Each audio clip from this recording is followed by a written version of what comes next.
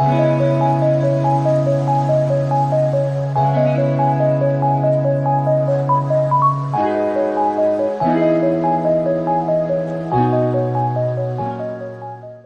Friends, welcome back to our channel learn with Edu Funda. जैसा कि मैंने पिछले क्लास में पढ़ा था, जो इंडिपेंडेंस डे स्पेशल हम लोग का सीरीज चल रहा है, सिर्फ जिसमें 6 या 7 दिनों का पूरा सब्जेक्ट कवर करा दिया जाएगा सिर्फ मैराथन के थ्रू। जैसे 1 से 2 वीडियो आएंगे उसमें मैक्सिमम, और पूरा जो है आपका सब्जेक्ट एक एक क्लियर होता जाएगा। जैसे मैंने हिस्ट्री क्लियर करा दिया है आपको 15 अगस्त के दिन ही। आज मैं जो स्टैटिक जीके है, जो मिसलेनियस है, उसका सेकंड पार्ट कवर करा दूंगा, जिससे आपको पूरा स्टैटिक जीके है ओवरऑल जो है कवर हो जाएगा। इसके बाहर भी कुछ क्वेश्चन होंगे जो मैं अपने प्रैक्टिस शीट के थ्रू आपको कवर कराऊंगा। इसी तरह मैं आगे भी वीडियो लेते आऊँगा जिससे आपका पूरा जो है सिलेबस ऐसे ही कवर हो जाए। बाकी इसके बाद हम लोग टॉपिक वाइज पढ़ेंगे ही, अपना क्वेश्चन सॉल्व करेंगे।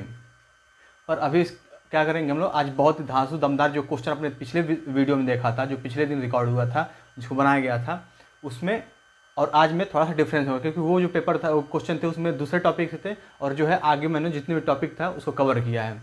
तो चलिए फ्रेंड्स, अगर आप हमारे चैनल पर नए हैं तो चैनल को क्या करें, लाइक करें, अपने दोस्तों का शेयर करें और सब्सक्राइब जरूर करें अगर आप नहीं किए हो तो। अगर कर दिए हो तो 2 बार नहीं करना है दोस्तों, 2 बार करेंगे तो समझ ही सकते हैं। जैसे 2 बार लाइक करना मतलब कि वो डिसलाइक हो जाता है ना, मतलब छोड़ देना उसे। तो आपको 2 बार नहीं सब्सक्राइब करना है। सब्सक्राइब अगर नहीं किए तो एक बार जरूर करें, अपने दोस्तों के साथ शेयर करें जो पढ़ने वाले हैं। चलिए फ्रेंड्स, शुरू करते हैं आज की बहुत ही धांसू दमदार और धाकड़ क्लास, ठीक है। तो आप बने रहिएगा एकदम लास्ट तक, और आपको बहुत ही मज़ा आने वाला है। जो जो क्वेश्चन है जिस तरह के इसमें, क्योंकि एनटीपीसी का एग्जाम ऑफ CBT 2 बहुत जल्दी हो जाएगा, आने वाले 2 या 3 महीने मैक्सिमम टाइम आपका, 2 से 3 महीने का। पीईटी का एग्ज़ाम है ही आपके सामने, जीडी का है ही सामने। तो जो जो फॉर्म भरे हैं उसके लिए, तो वो हर जगह वाला जो टॉपिक मैं पढ़ा रहा हूँ हर एग्जाम में आता है इसे क्वेश्चन। 2 से 3 क्वेश्चन आते हैं। अब बाकी एनटीपीसी और इसमें पीईटी में तो बहुत सारे क्वेश्चन इससे आएंगे, कम से 8 से 10 क्वेश्चन बनते हैं इससे। तो उसी के लिए मैं स्पेशली डिज़ाइन किया हूँ। चलिए देखते हैं आज की दूसरी क्लास जो है उसको देखते हैं, लास्ट तक बने रहेगा फ्रेंड। तो देखते हैं आज का पहला क्वेश्चन। अब पढ़ते हैं हम लोग जो ऑर्गेनाइजेशंस होते हैं इंटरनेशनल लेवल पे, उनका कब बना था, उनका हेडक्वार्टर कहाँ है, ये सब देखेंगे आज। तो संयुक्त राष्ट्र संघ की स्थापना कब हुई थी? यूएन जो होता है, यूनाइटेड नेशंस, उसका जो है स्थापना कब हुआ? तो पूछ रहा है 16 अप्रैल 1945, ऑप्शन बी 1996, ऑप्शन सी 24 अक्टूबर 1945, या फिर ऑप्शन डी 1 जनवरी 1995।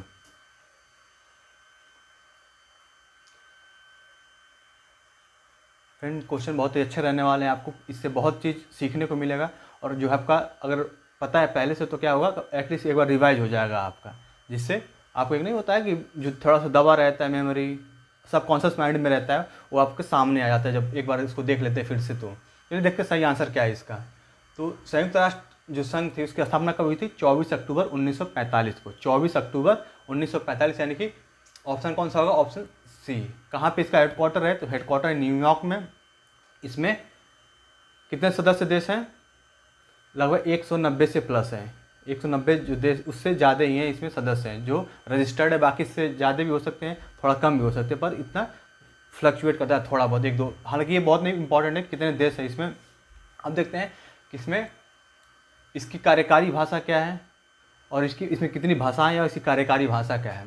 जो कार्यकारी भाषा मतलब जो इसमें यूज होता है वो है आपका इंग्लिश और फ्रेंच। इंग्लिश और फ्रेंच, ये जो है कार्यकारी भाषा है। अब बाकी जो भाषाएं कौन कौन सी है इसमें, तो ये देख लेते हैं। चलिए, तो अगला क्वेश्चन ये था, मैं बता दिया मैंने। चलिए फिर बताऊंगा इसके और डिटेल में, अगले क्वेश्चन में आने दीजिए पहले। बाकी ऑप्शन हम लोग बी देखें अगर हम लोग, तो 1996, ये भी एक बहुत महत्वपूर्ण है इन सब ऑर्गेनाइजेशन के लिए। ये इसमें क्या बना था? इसमें बना था CTBT, CTB और T। CTBT इसका फुल फॉर्म क्या है? Comprehensive test ban treaty. मतलब कि जो टेस्ट किया जाता है, परमाणु हथियार, ये सब जो टेस्ट कराए जाते हैं, जो छोटे छोटे देश करते हैं, उनमें बैन लगाएगा। जो इसके सदस्य रहेंगे वो नहीं कर सकते हैं सब, जब तक अमेरिका जो सुपर पावर कंट्रीज़ हैं वो उनके पास अथॉरिटी रहती है कि किसको परमिशन देंगे, किसको नहीं देंगे। तो यह CTBT कॉम्प्रिहेंसिव टेस्ट बैन कर दिया उस ट्रीटी, ऐसा ट्रीटी है जिसमें बैन किया गया सब चीज़ें। तो कब बना था? 1996 में। अगर बात करें हम लोग ऑप्शन ए की, 16 अप्रैल 1945, तो ये है आपका, इसमें क्या बना था? FAO, FAO, FAO। FAO का हेडक्वार्टर कहाँ है फ्रेंड? इटली, रोम में है। अगर बात करें ऑप्शन डी, फ्रेंड जितने भी क्वेश्चन मैं लेके आया हूँ ये ऑप्शन में, ये सब बहुत ही इंपॉर्टेंट है, बहुत बार एग्जाम में पूछे गए। आपने एग्जाम दिया हो तो पता होगा, आपको बताने की जरूरत नहीं है। चलिए देखते हैं ये क्या, डी वाला क्या है। तो 1 जनवरी 1995, इसमें बना था WTO, world trade organization. World trade organization 1 जनवरी 95 को। तो इसमें क्या खास क्यों है वर्ल्ड ट्रेड ऑर्गेनाइजेशन, क्योंकि पूरा जो वर्ल्ड होता है इसका ट्रेड कैसे ऑर्गेनाइज करना है, कैसे क्या करना है किस देश में ट्रेड के माध्यम से, वो सब यहीं से ऑर्गेनाइज होता है। और इसी पे हमला कर दिया था किसने, ओसामा बिन लादेन ने। जो प्लेन आपने देखा होगा, शायद मूवी में देखा होगा या फिर इसके बारे में सुना होगा, तो प्लेन जो था इसी पे बारी से बारी मतलब 2 प्लेन जो है आके डायरेक्ट इसी पे हिट किया था, जो वर्ल्ड ट्रेड ऑर्गेनाइजेशन जो सेंटर है वहाँ का, उसी पे। तो उसके लिए उसको मारने के लिए कौन सा ऑपरेशन चलाया गया था ओसामा बिन लादेन को यूएस आर्मी द्वारा, ऑपरेशन जेरिनिमो जो चलाया गया था किसके लिए, ओसामा बिन लादेन को मारने के लिए यूएस आर्मी ने चलाया था। वो फ्रेंड्स कि ये सारे जो पॉइंट्स हैं आपको जितने भी ऑप्शन एक्सप्लेन किया वो आपको समझ में आया होगा। ये देखते हैं अगला क्वेश्चन। तो जो आपके यूएन है उसका कार्यकारी भाषा फ्रेंड बता ही दिया था मैंने, कौन कौन सा है आपका, अंग्रेजी और फ्रेंच, यानी कि ऑप्शन बी जो है एकदम सही आंसर है इसका। और बाकी देखते हैं तो इसके मतलब कितनी भाषाएं इसमें रजिस्टर है। बाकी तो इसमें बोल चाल वाली भाषा तो 2 ही है मेन, अंग्रेजी और फ्रेंच। बाकी इसके अलावा भी आपका अंग्रेजी हो गया, चीनी मतलब मैंडारिनी जिसे बोलते हैं, फ्रेंच हो गया, स्पेनिश हो गया और अरबी फिर रशियन, मतलब 6 ऐसी भाषाएं हैं। और इन 6 में 2 जो है आपका क्या है, ये यूज़ होता है। उम्मीद करता हूँ फ्रेंड्स आपको क्लियर हो गया होगा। विश्व की लघु संसद किसे कहते हैं? ऑप्शन ए सचिवालय, ऑप्शन बी अंतर्राष्ट्रीय न्यायालय, ऑप्शन सी सुरक्षा परिषद या फिर ऑप्शन डी महासभा। फ्रेंड्स यहाँ बात हो रही है कि लघु संसद।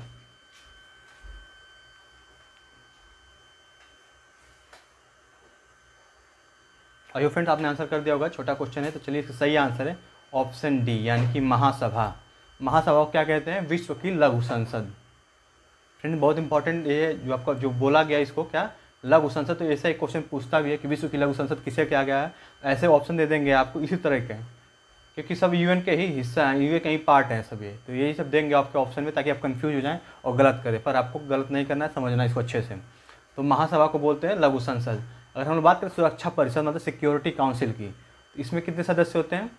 इसमें होते हैं 15 सदस्य, 15 मेंबर होते हैं, जिसमें 5 जो होते हैं परमानेंट होते हैं और 10 जो होते हैं नॉन परमानेंट कह सकते हैं, फिर अस्थायी, मतलब 5 और 10 का कॉम्बिनेशन होता है।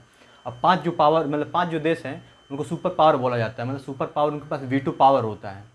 अगर कोई कंट्रीज में शामिल होना चाहते हैं, मतलब यूएन में शामिल होना चाहता है, तो सुरक्षा परिषद बहुत ही इसमें मुख्य क्या होता है, रोल निभाता है। उसी का रिकमेंडेशन से या फिर ये आपका महासभा होता है, यही दोनों मिल के करते हैं सब काम। तो 5 जो होते हैं सदस्य जो है अस्थायी हैं और 10 जो है अस्थायी हैं। चलिए देखते हैं 5 कौन कौन हैं सब। तो फ्रेंड्स इसके लिए मैंने एक ट्रिक बनाया था, अरूबी फ्रांची, अरूबी फ्रांची, आर से रू, बी और फ्रान और ची मतलब चीन। अमेरिका, और से मतलब हो गया अमेरिका, और र से क्या हो गया रशिया, बी मतलब हो गया ब्रिटेन। अरूबी मतलब कि अगर लिखेंगे, जो मैं बोल रहा हूँ जिसको लिखिएगा अरूबी फ्रांची। अगर पता है तो कोई बात नहीं, अगर नहीं पता है तो एक बार ट्रिक से जरूर याद करिए, क्योंकि ट्रिक 2-3 बार पढ़ेंगे तो याद है। जैसे अरबी फ्रांसी बोलते हैं ना, अरबी फ्रांसी, अरबी कुछ भी बोल दीजिए। इसी तरह से मैंने बना दिया अरबी फ्रांची और फ्रांस और फिर चीन, मतलब ये 5 जो हैं आपके अस्थायी देश हैं, और बाकी जो 10 होते हैं अस्थायी देश होते हैं। और सिक्योरिटी काउंसिल क्या बोलते हैं? दुनिया का पुलिसमैन। क्या बोलते हैं इसे? दुनिया का पुलिसमैन सिक्योरिटी काउंसिल को बोलते हैं। और फ्रेंड्स अब बात करते हैं सचिवालय की, सेक्रेटरीट जिसे बोलते हैं। तो सचिवालय जो होता है ये भी बहुत ही महत्वपूर्ण भूमिका निभाता है। और इसी के वर्तमान जो हेड है कौन है? Antonio Guterres. कहाँ के हैं फ्रेंड?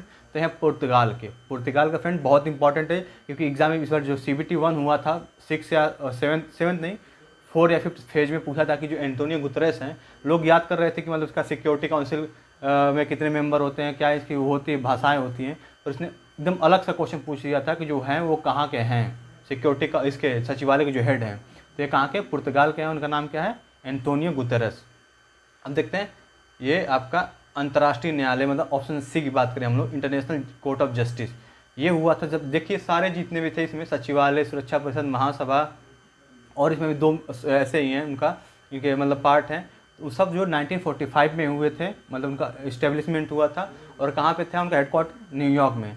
पर ये जो है आपका अंतर्राष्ट्रीय न्यायालय 1946 में हुआ था। और ये कहाँ पे है? ये इसका इंटरनेशनल जो हेडक्वार्टर कह सकते हैं आप, हेडक्वार्टर जो है यहाँ पे हेग में है, नीदरलैंड हेग। और इसमें 15 जो होते हैं आपके क्या होते हैं? 15 जो होते हैं आपके न्यायाधीश होते हैं, जो 9 वर्षों के लिए चुने जाते हैं। ठीक है फ्रेंड, 15 न्यायाधीश 9 वर्ष। तो जो मैं बोल रहा हूँ फ्रेंड्स, इसको एज इट इज़ कॉपी में नोट डाउन कर लीजिए, याद कर लीजिए, जो भी करिए बस आपको याद होना चाहिए, क्योंकि सब बहुत इंपॉर्टेंट होने वाले हैं आपके एग्जाम के लिए, चाहे पीटी दे चाहे जीडी दे। और एनटीपीसी में तो बहुत ही पूछता है, बता ही दिया मैंने स्टार्टिंग में ही आपको। उम्मीद करता हूँ फ्रेंड्स थोड़ा सा ये हौच पौच जैसा दिख रहा है, पर जो मैं बोला हूँ उम्मीद करता हूँ समझ में आया होगा आपको। चलिए देखते हैं अब अगला, वर्ल्ड बैंक का मुख्यालय कहाँ है? वर्ल्ड बैंक का मुख्यालय कहाँ है? वॉशिंगटन, पेरिस, जिनेवा या फिर न्यूयॉर्क? अगला क्वेश्चन पढ़ देता हूँ मैं। IAEA की स्थापना कब हुई थी? IAEA की स्थापना कब हुई थी? 1966, 7 अप्रैल 1948, 11 अप्रैल 1919 या फिर ऑप्शन डी आपका 1957।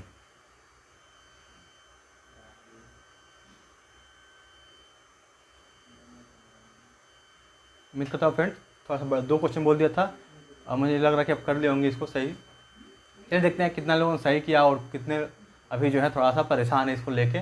चलिए देखते हैं। तो वर्ल्ड बैंक का जो हेडक्वार्टर है ये आपका वॉशिंगटन डीसी में, यानी कि यूएस की जो कैपिटल है वॉशिंगटन डीसी, वहाँ पे। वर्ल्ड बैंक और IMF दोनों का कहाँ पे? वॉशिंगटन डीसी में, और दोनों ही 1945 में इस्टेब्लिश हुए थे ये दोनों, 1945 यानी कि 45। वॉशिंगटन डीसी में वर्ल्ड बैंक का 1945 में दोनों इस्टेब्लिश हुए थे। कौन कौन? IMF और world bank, international monetary fund full form होता है IMF का, इंटरनेशनल मॉनिटरी फंड। अब आगे देखते हैं अब जिनेवा। तो जिनेवा में फ्रेंड बहुत सारे ऐसे हैं जिनका हेडक्वार्टर कहाँ पे है? जिनेवा स्विट्ज़रलैंड में। जैसे ILO हो गया, IMO हो गया, WHO हो गया, ये सब जो है आपका जिनेवा में है।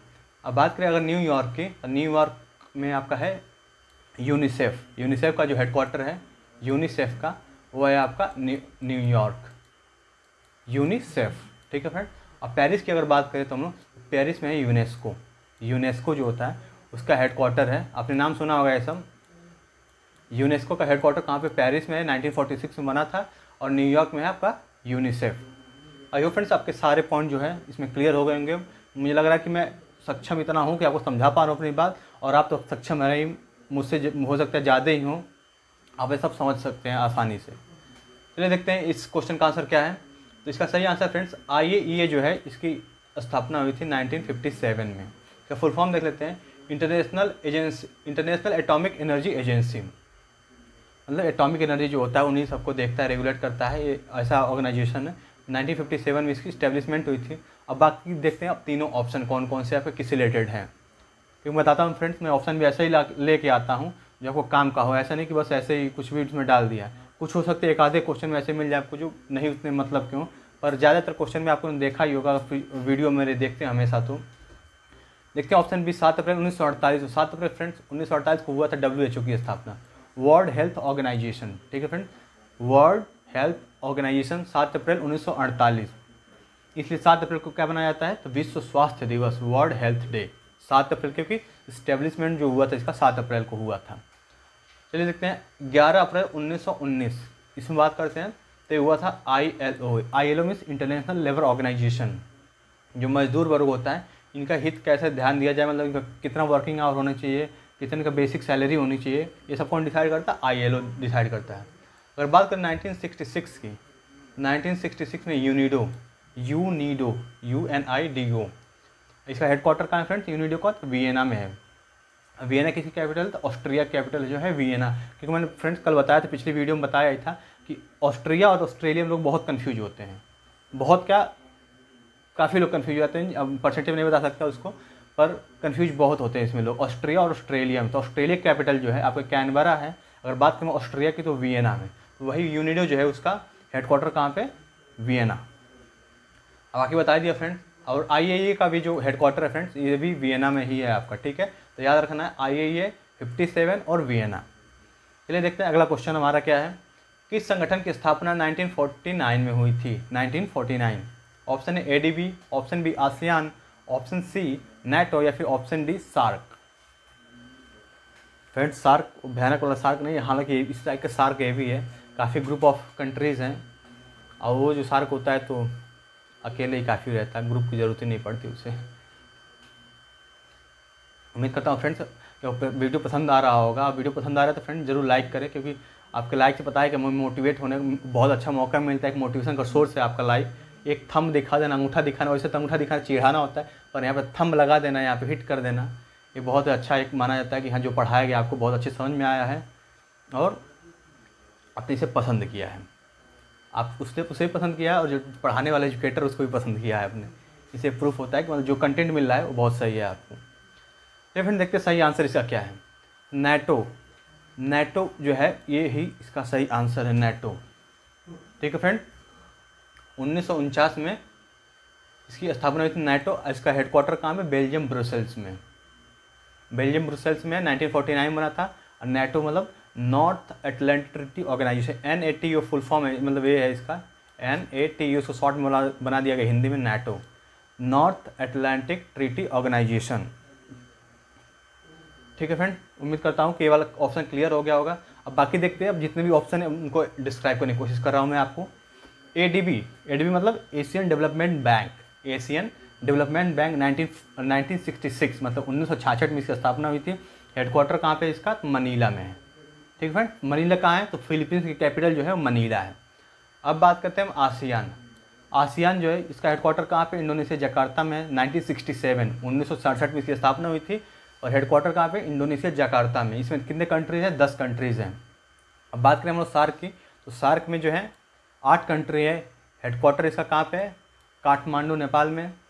और सार्क में और इसकी स्थापना हुई थी 1985 मतलब 1985 में। 8 कंट्री काठमांडू और 1985, 10 कंट्री इंडोनेशिया जकार्ता, और क्या था इसमें 10 कंट्री होगी इंडोनेशिया, और 1967 में इसकी स्थापना हुई थी। फ्रेंड्स इसके याद करने का तरीका, इसमें 10 कंट्री हैं आसियान में, तो इसको याद करने के लिए मैंने तरीका बनाया है। जैसे इसको जैसे जितने भी वर्ड मतलब जिसमें मेंबर जितने भी हैं इसके, उसके पहले लेटर को लेके मैंने एक बनाया है। जैसे म्यांमार है तो म्यांमार का M ले लिया, इंडोनेशिया है तो इंडोनेशिया का I ले लिया, तो इसको मिला के बनाया है मैंने। तो अगर आपको पसंद आए तो ज़रूर बताइएगा कि वो दिखा रहा हूँ कौन सा है वो ट्रिक मेरा। जैसे MBBS जैसे MBBS, इसको मिला के जितने भी कंट्री हैं MBBS, जो लड़के होते हैं ये क्या होते हैं? बहुत ही अमीर होते हैं और बहुत पैसे वाले होते हैं, क्योंकि MBBS की पढ़ाई बहुत महंगी है। तो MBBS के जो लड़के होते हैं क्या करते हैं? क्रिकेट को कहाँ देखते हैं? IPL जो क्रिकेट होता है, IPL क्रेज पता है फ्रेंड्स, इतना है हमारे देश में। तो IPL जो क्रिकेट मैच होता है उसे कहाँ देखते हैं? टीवी पर। तो MBBS के लड़के कहाँ देखते हैं? IPL मैच को किस पे देखते हैं? टीवी पे। इसी को मिला के बनाया गया है MBB और S। पहले इनको एक्सप्लेन कर दूँ मैं एक बार, फिर आगे बताता हूँ। M मतलब क्या हो गया आपका? मलेशिया। इस B मतलब क्या होता है? बर्मा या फिर म्यांमार कह सकते हैं, म्यांमार का पुराना नाम बर्मा ही है। तो मलेशिया, बर्मा, फिर ब्रुनेई, 4 कंट्री हो गए, 3 कंट्री हो गए, ब्रुनेई, फिर सिंगापुर। तो मलेशिया, बर्मा, ब्रुनेई, सिंगापुर। और फर्स्ट मैं मिटा के बताऊंगा आपको, क्योंकि यहाँ पे कुछ जगह ही मुझे नहीं मिल रही है यहाँ पे। तो ठीक फ्रेंड, तो 4 बता दिया MBBS। अब देखते हैं ये क्या देखते हैं। MBBS के लड़के क्या तो बहुत अमीर होते हैं और क्या देखते हैं? IPL जो मैच होता है ये थोड़ा सा सही नहीं बन रहा है, एडजस्ट करिएगा आप लोग। IPL का जो मैच होता है क्रिकेट मैच, किसे कहाँ देखते हैं? ये टीवी पे देखते हैं, टीवी। फ्रेंड्स एक दो बार पढ़ेंगे इसको, IPL का जो मैच होता है MBBS का कहाँ देखते हैं? टीवी पे, तो याद हो जाएगा। T फॉर थाईलैंड होगा आपका। सर नहीं, T नहीं, यहाँ पे I है। I for Indonesia, IP for Philippines हो गया आपका। L for Laos, C for Cambodia, T for Thailand और V फॉर वियतनाम। फ्रेंड्स याद हुआ कि नहीं? मुझे तो नहीं लग रहा याद हो गया आपको, पर उम्मीद करता हूँ वीडियो देखिएगा इसको, और जो ट्रिक बताया मैंने इसको एक बार लिख के एक दो प्रैक्टिस करिएगा। और बाकी अगर उसके बाद भी नहीं समझ में आ रहा तो फिर एक बार वीडियो देखिएगा, उसके बाद समझ में आया तब बुक देख लीजिएगा, तब ज़्यादा मुझे लग रहा सही आता, फिर रट लीजिएगा इसको। पर बता दे रहा हूँ एक बार आपको, MBBS के जो लड़के होते हैं पैसे वाले होते हैं, वो पता है कि MBBS की पढ़ाई होती है काफ़ी महंगी होती है, तो लड़के क्या करते हैं? MBBS की पढ़ाई तो वैसे ही बहुत खतरनाक होती है, और लड़के बहुत ही मस्त एकदम मस्त मौले होते हैं वहाँ पे।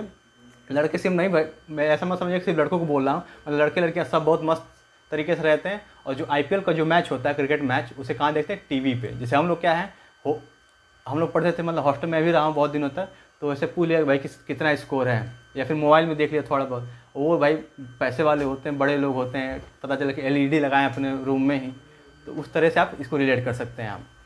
तो मैं कहता हूँ फ्रेंड्स ये वाला क्लियर हो गया होगा आपको। अब बात करते हैं सार्क की।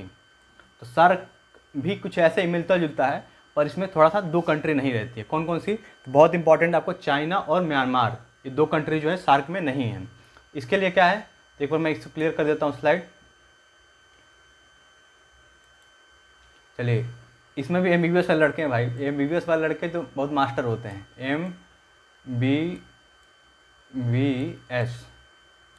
एमबीबीएस एमबीबीएस करने में लोगों के पानी निकल जाते हैं फ्रेंड, तो पानी बना देना है हम। एमबीबीएस की पढ़ाई बहुत लंबी चौड़ी होती है और बहुत सहनशील वाली पढ़ाई होती है, सहनशीलता वाली। तो एमबीबीएस करने में लोग क्या होते हैं, पानी निकल जाते हैं, PANI।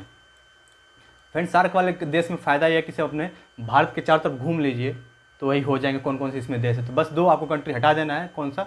म्यांमार और चीन, इनको हटा दो। पहले क्या हो जाए, मालदीव्स। मालदीव्स पहला हो गया आपका, B for Bhutan, B for Bangladesh, S for Sri Lanka, MBBS हो गया, और P for Pakistan, A for Afghanistan, N for Nepal, and I for India. N for हो गया नेपाल और आई फॉर आपका हो गया इंडिया।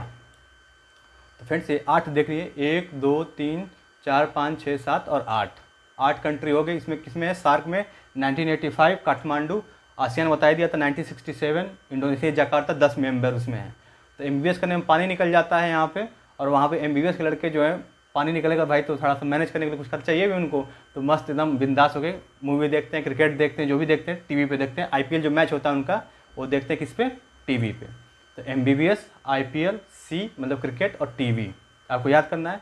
अगर ऐसे आप रिलेट कर पाए तो बहुत अच्छा है, हालांकि बहुत टाइम दिया इस पर मैंने, तो मुझे लग रहा है कि आपको समझ में आया होगा। नहीं आया हो तो एक बार वीडियो फिर देखिएगा, और पीडीएफ जरूर लीजिएगा, इससे तैयार हो जाएगा आपको चीज़ें। चलिए देखते हैं अगला क्वेश्चन हम।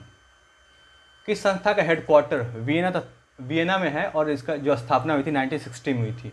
Option A NAM, option B OPEC, option C UNEP, या फिर ऑप्शन डी इंटरपोल।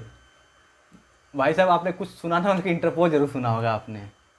इंटरपोल तो आपको मतलब मूवी भी तो देखे होंगे, आपको पता होगा कि इंटरपोल क्या है। कोई भी गुंडा होता है, मवाली ऐसे होते हैं सब इंटरनेशनल डॉन, उनको इंटरपोल की खबरें मिल रही होती है, इंटरपोल वाले उनको ढूंढ रहे होते हैं। शाहरुख खान को तुम्हारे डॉन ढूंढते हैं, 11 मुल्कों की पुलिस ढूंढती है, तो उन्हीं में से इंटरपोल वाले होते हैं। चलिए देखते हैं अगला इसका आंसर क्या है। तो 1960 और वियना में हेडक्वार्टर इसका है ओपेक। इसका फुल फॉर्म क्या होता है? ओ, पहले इसका देख लेते हैं कैसे लिखते हैं हम लोग, OPEC, organization for petroleum exporting countries. मतलब कि ये कैसा ऑर्गेनाइजेशन है जो पेट्रोलियम को एक्सपोर्ट करता है, ऐसे कंट्रियों का एक क्या है, ग्रुप है ये, OPEC, organization for petroleum exporting countries. तो फ्रेंड्स इसके हेडक्वार्टर कहाँ पे है? वियना में हो गया। वियना कहाँ पे? ऑस्ट्रिया में है। ऑस्ट्रिया में कन्फ्यूज नहीं होना है आपको। 1960 यानी कि 1960 में इसकी स्थापना हुई थी। अब बाकी देखते हैं, अब अगला ये सब ऑप्शन देखते हैं। नैम मतलब NAM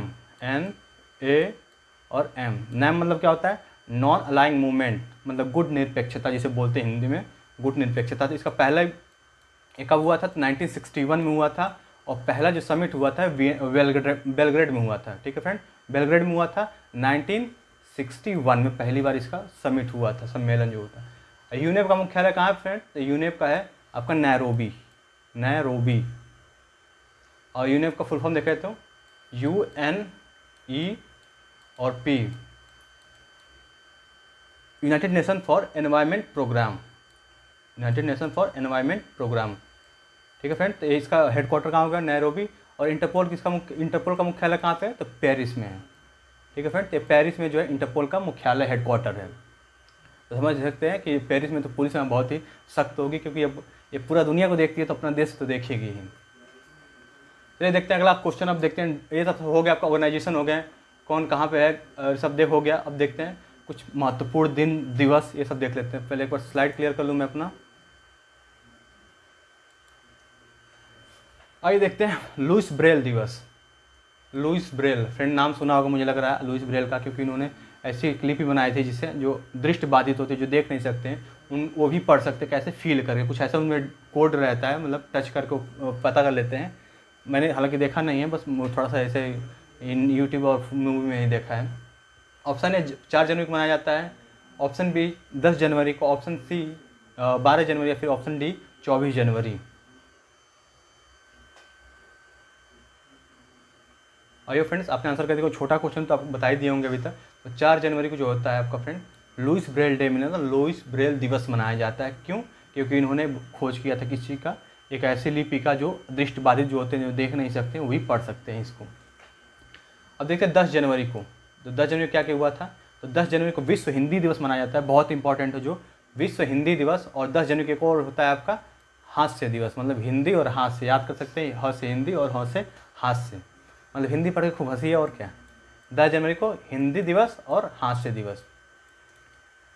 अब बात करें हम 12 जनवरी की। हम तो 12 जनवरी को मनाया जाता है राष्ट्रीय युवा दिवस। और राष्ट्रीय युवा दिवस को मनाया जाता है 12 जनवरी को, एक किसके मतलब याद मनाया जाता है? स्वामी विवेकानंद के। और 24 जनवरी की बात करें हम तो राष्ट्रीय बालिका दिवस, राष्ट्रीय बालिका दिवस। तो फ्रेंड्स इसलिए हर बार बोलता हूँ कि वीडियो पूरा देखिए, और वीडियो देखिए, सिर्फ पीडीएफ पे डिपेंड ना रहिए कि पीडीएफ जो मिल जाएगा उससे बहुत काम चल जाएगा।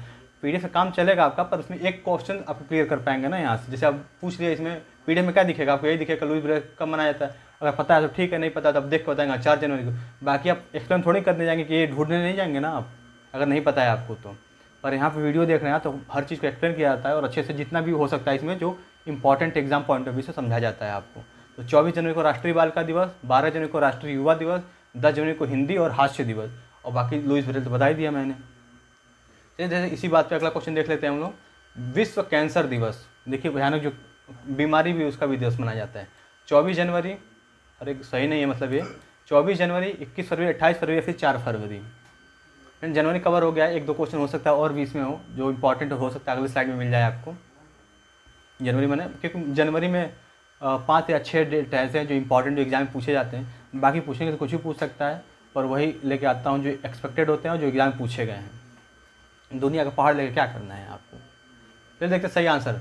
तो विश्व कैंसर दिवस जो मनाया था वो 4 फरवरी को मनाया जाता है, 4 फरवरी को विश्व कैंसर दिवस। अब देखते हैं, ये 24 जनवरी तक क्लियर ही हो गया आपका।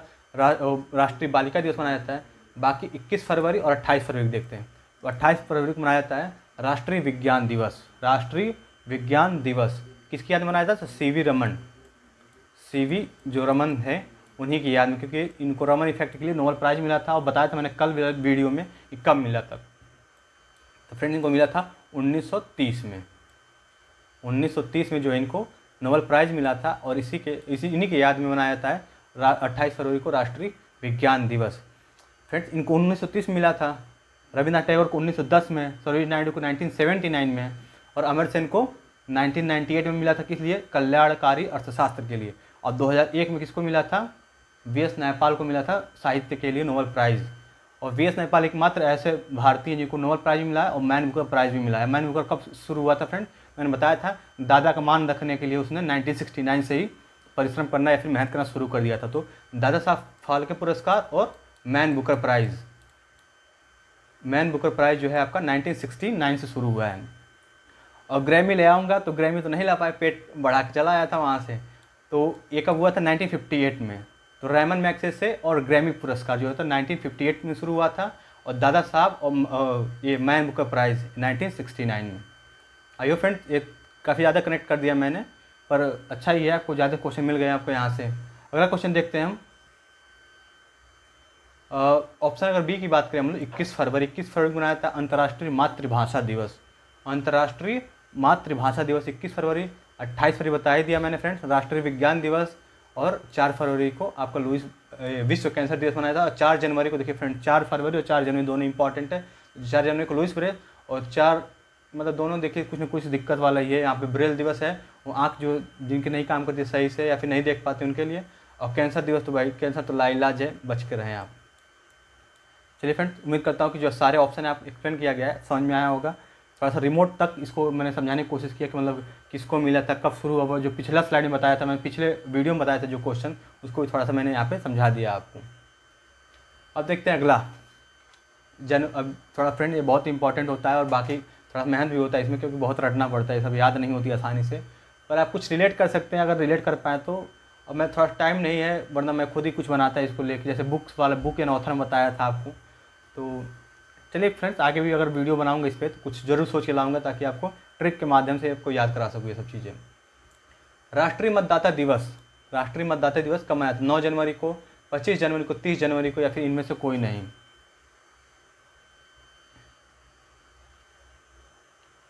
अगर फ्रेंड्स आपने आंसर कर दिया होगा इसका, तो राष्ट्रीय मतदाता दिवस मनाया जाता है वो आपको 25 जनवरी को मनाया जाता है। 25 जनवरी को राष्ट्रीय मतदाता दिवस। 9 जनवरी की अगर बात करें हम लोग, तो 9 जनवरी को भारतीय प्रवासी दिवस या प्रवासी भारतीय दिवस, जो भी बोल सकते हैं आप, भारतीय प्रवासी दिवस या प्रवासी भारतीय दिवस कब क्यों मनाया जाता है? क्योंकि 9 जनवरी 1915 को ही गांधी जी कहाँ से आए थे? साउथ अफ्रीका से इंडिया आए थे। 9 जनवरी को ही वो आए थे, कहाँ से? साउथ अफ्रीका से इंडिया। और बात करते 30 जनवरी, 30 जनवरी को शहीद दिवस मनाया जाता है, आपको पता होगा बहुत अच्छे से। इसके अलावा 26 जनवरी, तो 26 जनवरी गणतंत्र दिवस मनाया जाता है, आपको पता है। और इसके अलावा जो इंपॉर्टेंट है इसमें, तो 26 जनवरी अंतर्राष्ट्रीय सीमा शुल्क दिवस मनाया जाता है। ये इंपॉर्टेंट है, 26 जनवरी तो सबको पता है कि गणतंत्र दिवस मनाया जाता है। उम्मीद करता हूँ फ्रेंड्स ये सब क्लियर हो गए होंगे आपको। अगर देखते हैं अंतर्राष्ट्रीय महिला दिवस कब मनाया जाता है? अंतर्राष्ट्रीय इंटरनेशनल वुमेन डे 15 मार्च, 21 मार्च, 8 मार्च या फिर 22 मार्च?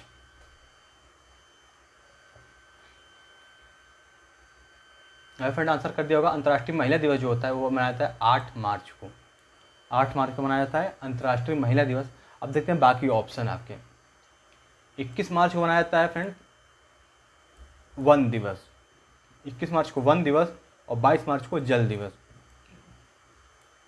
मतलब वन में घूमने गए तो आपको प्यास लग गया तो जल चाहिए आपको, तो 21 मार्च कुछ ऐसे याद कर सकते हैं आप अगर बन पाए आपसे तो। 21 मार्च वन दिवस और 22 मार्च जल दिवस। क्योंकि थोड़ा मैं पहले कन्फ्यूज होता कि वन पहले आता है कि जल पहले आता है, तो मैं ऐसे याद किया कि मैं वन में गया और फिर मुझे प्यास लग गई, तो पहले वन गया फिर उसके बाद से प्यास लग गई, तो वन और फिर जल। अब बात करें 15 मार्च को, तो राष्ट्रीय उपभोक्ता दिवस मनाया जाता है। राष्ट्रीय उपभोक्ता दिवस 15 मार्च। 21 मार्च हो ही गया आपका, 8 मार्च बता ही दिया मैंने। चलिए देखते हैं आपको क्वेश्चन कौन सा है आपका। विश्व उपभोक्ता दिवस मनाया जाता है,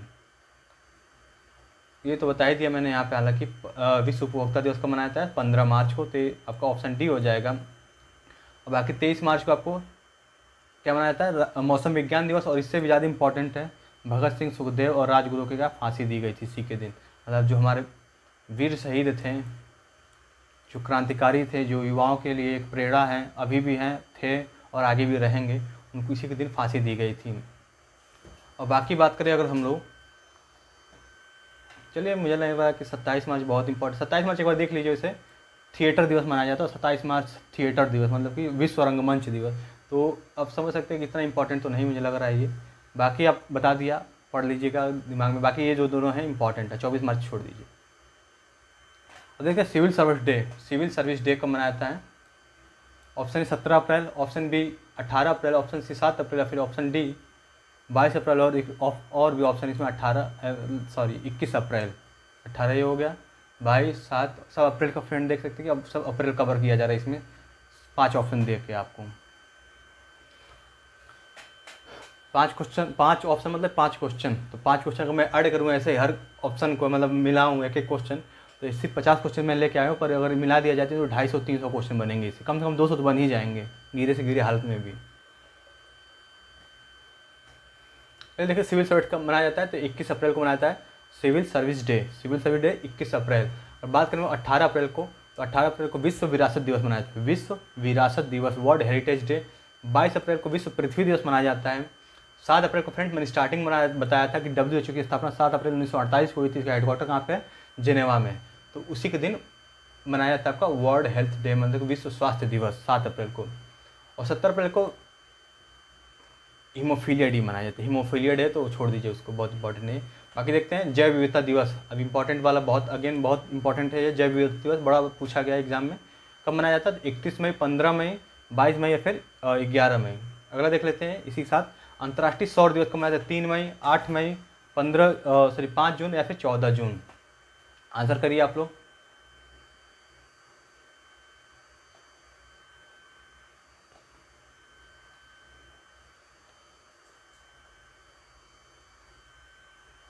आइए फ्रेंड आपने आंसर कर दिया होगा।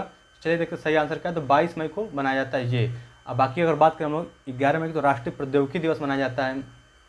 और 31 मई की बात करें हम लोग 31 मई को मनाया जाता है आपका तंबाकू मतलब एंटी टोबैको डे, मतलब कि तंबाकू निरोध दिवस कुछ ऐसा मनाया जाता है। और 15 मई को परिवार दिवस मनाया जाता है फ्रेंड। राष्ट्रीय परिवार दिवस कब मनाया जाता है? 15 मई को मनाया जाता है। 11 मई को मनाया प्रौद्योगिकी दिवस, 22 मई को जैव विविधता और 31 मई को एंटी टोबैको डे। चलिए देखते हैं अगला क्वेश्चन। अंतर्राष्ट्रीय सौर दिवस कब मनाया जाता है? अंतर्राष्ट्रीय सौर दिवस 3 मई, 8 मई, 5 जून या फिर 14 जून। फ्रेंड देखिए मई खत्म हो गया है, बस 2 ऑप्शन है इसके, बाकी इसको 8 मई को हम पहुँच गए हैं। उम्मीद करता हूँ फ्रेंड आपने आंसर कर दिया होगा। तो 3 मई को मनाया जाता है आपका अंतर्राष्ट्रीय सौर दिवस, और सौर दिवस के साथ विश्व प्रेस स्वतंत्रता दिवस भी मनाया जाता है आपका 3 मई को ही। तो अंतर्राष्ट्रीय सौर दिवस और विश्व प्रेस स्वतंत्रता दिवस 3 मई। 8 मई की अगर बात करें तो रेड क्रॉस डे मनाया जाता है फ्रेंड्स, रेड क्रॉस डे। 14 जून की बात करें हम लोग, तो 14 जून को मनाया जाता है आपका विश्व रक्तदाता दिवस, विश्व रक्तदाता दिवस। अब 5 जून को पता है फ्रेंड्स पर्यावरण दिवस मनाया जाता है, 5 जून को पर्यावरण दिवस। उम्मीद करता हूँ फ्रेंड्स सारे ऑप्शन को क्लियर हो गए होंगे। चलिए देखते हैं अब अगला स्लाइड अपना क्या क्या है इसमें। योगा दिवस 20 जून, 26 जुलाई, 21 जून, 29 जुलाई।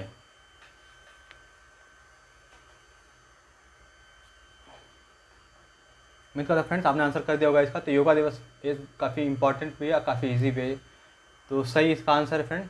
योगा दिवस 21 जून को मनाया जाता है, 21 जून को योगा दिवस मनाया जाता है। और अगर बात करें अगले ऑप्शन की, 29 जुलाई को मनाया जाता है नेशनल टाइगर्स डे यानी कि राष्ट्रीय बाघ दिवस। 26 जुलाई को मनाया जाता है फ्रेंड्स कारगिल स्मृति दिवस, कारगिल स्मृति दिवस। और 20 जून को मनाया जाता है विश्व शरणार्थी दिवस, मतलब world refugee day, world refugee 21 जून योगा, 26 जुलाई कारगिल स्मृति दिवस, 29 जुलाई आपको हो गया टाइगर्स डे। उम्मीद करता हूँ फ्रेंड्स चारों ऑप्शन क्लियर हो गए होंगे आपको। विश्व युवा दिवस कब मनाया जाता है? विश्व युवा दिवस कब मनाया जाता है? ऑप्शन ए 1 अगस्त, ऑप्शन बी 12 अगस्त, ऑप्शन सी 29 अगस्त या फिर ऑप्शन डी आपका 16 सितंबर।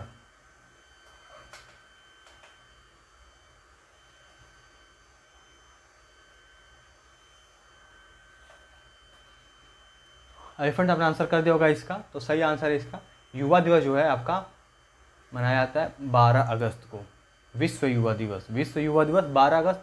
अगर हम लोग बात करें राष्ट्रीय युवा दिवस तो ये 12 जनवरी, 12 जनवरी राष्ट्रीय युवा दिवस। और अगर बात करें हम विश्व युवा दिवस तो कितना हो गया 12 अगस्त। तो 12 अगस्त तो 12 जनवरी कन्फ्यूजन नहीं होना है, 12 जनवरी मतलब कि भारतीय है, राष्ट्रीय है, और जो 12 अगस्त की बात करें तो विश्व दिवस हो जाएगा। अगर बात करें ऑप्शन सी की हम लोग, तो 29 अगस्त को मनाया जाता है फ्रेंड राष्ट्रीय खेल दिवस। क्यों मनाया जाता है? क्योंकि ये मेजर ध्यानचंद जो थे उन्हीं की याद में मनाया जाता है राष्ट्रीय खेल दिवस। और बहुत इंपॉर्टेंट क्वेश्चन मेजर ध्यानचंद से कि जो राजीव गांधी खेल रत्न जो 1992 में शुरू किया गया था उसका नाम बदल क्या कर दिया गया है मेजर ध्यानचंद खेल रत्न। और 16 सितंबर की अगर बात करें हम लोग, तो 16 सितंबर क्या मनाया जाता है फ्रेंड? तो 16 सितंबर को ओजोन परत संरक्षण दिवस मनाया जाता है। और 1 अगस्त की बात करें तो वर्ल्ड ब्रेस्ट फीडिंग डे मतलब विश्व स्तनपान दिवस मनाया जाता है। 1 अगस्त से 7 अगस्त तक आपका क्या चलता है? एक सप्ताह चलता है, मतलब विश्व स्तनपान सप्ताह चलता है। और जो पर डे जो मनाया जाता है वो 1 अगस्त को मनाया जाता है। तो फ्रेंड्स 16 से बता ही दिया मैंने क्या होता है ओजोन परत के लिए बनाया जाता है, ओजोन परत वाला। अंतर्राष्ट्रीय अहिंसा दिवस कब मनाया जाता है? अंतर्राष्ट्रीय अहिंसा दिवस 6 अक्टूबर, 16 अक्टूबर, 2 अक्टूबर या फिर 8 सितंबर।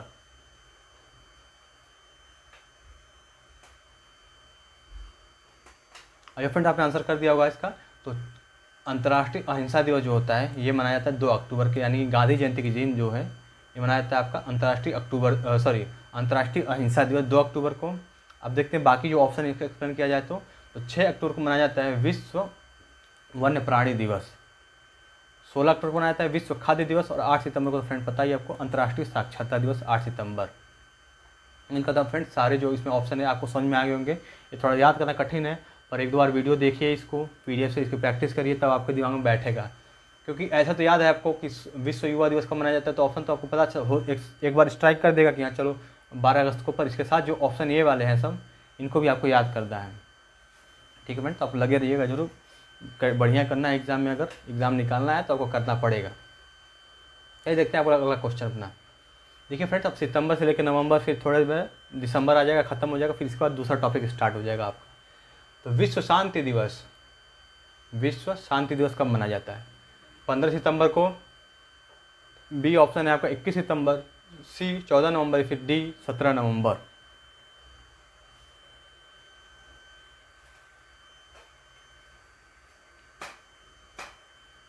तो फ्रेंड आपने आंसर कर दिया होगा। पहले देखते हैं, चलिए ऑप्शन देखते हैं। तो 15 सितंबर को मनाया जाता है आपका इंजीनियर्स डे। क्या मनाया जाता है? 15 सितंबर को इंजीनियर्स डे मनाया जाता है। और विश्व शांति दिवस की अगर बात करें हम लोग, तो विश्व शांति दिवस को मनाया जाता है आपका 21 सितंबर। तो सही आंसर ऑप्शन आपका बी हो जाएगा। 17 नवंबर की बात करें तो राष्ट्रीय पत्रकारिता दिवस और विद्यार्थी दिवस मनाया जाता है। दो चीज़ जो है इसमें इंपॉर्टेंट है आपका, राष्ट्रीय पत्रकारिता दिवस और विश्व विद्यार्थी दिवस। और 14 नवंबर को तो बताया आपको बाल दिवस, लेकिन ये इंपॉर्टेंट नहीं है उतना क्योंकि सब कॉमन है। 14 नवंबर को मनाया जाता है वैसे डायबिटीज़ डे। क्या मनाता है? डायबिटीज़ डे, मधुमेह दिवस मनाया जाता है। आई होप सारे ऑप्शन को क्लियर हो गए होंगे। ये देखते हैं राष्ट्रीय विधि दिवस कब मनाया जाता है। राष्ट्रीय विधि दिवस फ्रेंड्स यही एकदम बिल्कुल सही टाइम है अपना, जांचिए कि कितना आपको याद है, कितना आपको याद करना है इसमें, क्योंकि एक या दो क्वेश्चन इससे बनने हैं, बिल्कुल एकदम फिक्स है कि जो एग्ज़ाम होने वाला है आपका, चाहे किसी भी एग्ज़ाम को दें आप आगे आने वाले, उसमें एक क्वेश्चन तो ज़रूर आता है इससे, दो ना आए पर एक तो आना ही आना है। कभी कोई तो पूछ लेता है फ्रेंड्स, ऐसे डेट भी दे देगा, पूछ देगा इसकी थीम क्या थी, जैसे अंतर्राष्ट्रीय साक्षरता दिवस की थीम क्या थी इस बार, कैसे पूछ सकता है। तो मतलब क्वेश्चन कैसे घुमा फिरा कर पूछे, आप तैयार रहिएगा। और बाकी थीम जो है, मैं थीम पे भी क्वेश्चन लाऊंगा जिससे आपको वो सब भी क्लियर हो, जो इंपॉर्टेंट वाले हैं। फ्रेंड आपने आंसर कर दिया होगा, तो सही आंसर है आपका ऑप्शन डी, यानी कि 26 नवंबर को राष्ट्रीय विधि दिवस मनाया था। और 26 नवंबर 1949 को राष्ट्रीय संविधान जो हमारा तैयार होकर एकदम मतलब रेडी हो गया था। अब देखते हैं ऑप्शन की। 17 नवंबर बता ही दिया था फ्रेंड्स आपको, 17 नवंबर आपको बता ही दिया था। ये क्या आता है? पत्रकारिता दिवस और विद्यार्थी दिवस। 19 नवंबर को फ्रेंड्स इंपॉर्टेंट एक चीज़ और इसमें है, राष्ट्रीय शौचालय दिवस मनाया जाता है इसमें। 19 नवंबर को राष्ट्रीय शौचालय दिवस, और एकता दिवस भी उसी दिन मनाया जाता है। एकता दिवस और राष्ट्रीय शौचालय दिवस जो है 19 नवंबर। और बात करें हम लोग 11 नवंबर की, तो 11 नवंबर को राष्ट्रीय शिक्षा दिवस फ्रेंड्स होता है। शिक्षक दिवस वो अलग होता है, यहाँ पे राष्ट्रीय शिक्षा दिवस मतलब 11 नवंबर। उम्मीद करता हूँ फ्रेंड आपको समझ में आया होगा। ये सब काफ़ी इजी क्वेश्चन है, इजी क्वेश्चन नहीं कह सकता, काफ़ी ट्रिकी है, काफ़ी जो इसमें मेहनत करना पड़ता है आपको याद करने के लिए चीज़ें। देखते हैं राष्ट्रीय किसान दिवस कब मनाया जाता है। राष्ट्रीय किसान दिवस 5 दिसंबर, 3 दिसंबर, 23 दिसंबर या फिर 2 दिसंबर। एक तो थोड़ा जिसपे बैठता हूँ मैं चेयर पे, जिसपे थोड़ा इधर उधर हो तो लगता है आवाज़ करने। ये देखते सही आंसर क्या है इसका। तो राष्ट्रीय किसान दिवस जो होता है आपका फ्रेंड मनाया जाता है 23 दिसंबर को। 23 दिसंबर को राष्ट्रीय किसान दिवस चौधरी चरण सिंह के, जो चौधरी चरण सिंह थे उन्हीं की याद में मनाया जाता है ये। अब बाकी 2 दिसंबर की अगर बात करें तो 2 दिसंबर computer literacy day, computer literacy day मतलब कि जो कंप्यूटर संबंधी साक्षरता दिवस मनाई जाती है। 5 दिसंबर को मृदा संरक्षण दिवस मनाया जाता है। 3 दिसंबर को मनाया जाता है आपका विकलांग दिवस, अंतर्राष्ट्रीय विकलांग दिवस जो है 3 दिसंबर को मनाया जाता है।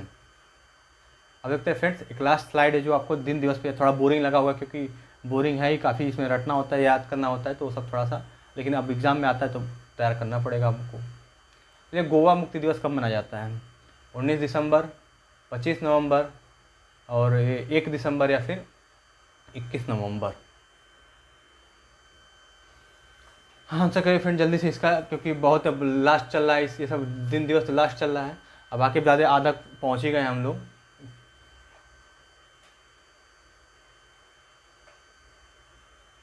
फ्रेंड सही आंसर है ऑप्शन ए, यानी कि 19 दिसंबर को गोवा लिबरेशन डे मनाया जाता है। और 25 नवंबर को मनाया जाता है फ्रेंड्स अंतर्राष्ट्रीय महिला हिंसा उन्मूलन दिवस, अंतर्राष्ट्रीय महिला हिंसा उन्मूलन दिवस। 1 दिसंबर की बात करें तो 1 दिसंबर फ्रेंड पता है आपको एड्स दिवस मनाया जाता है। और 21 को बताया जाता है वर्ल्ड टेलीविजन मतलब टीवी दिवस, टीवी मतलब टेलीविजन वाला। 21 नवंबर वर्ल्ड टेलीविजन डे, और 1 दिसंबर आपका हो गया एड्स डे। 25 नवंबर को बता ही दिया मैंने, और 19 नवंबर देख ही रहे हैं आप। ठीक है फ्रेंड, उम्मीद करता हूँ कि आपको सारे क्लियर हो गए होंगे दिन दिवस। ये सब बहुत ही जो इंपॉर्टेंट मोस्ट एक्सपेक्टेड, अब बहुत बार पूछा गया एग्जाम इस तरह से मिलता जुलता, तो वही लेके आया हूँ मैं फ्रेंड। चलिए देखते हैं अब दूसरा थोड़ा टाइप का क्वेश्चन बदलते हैं।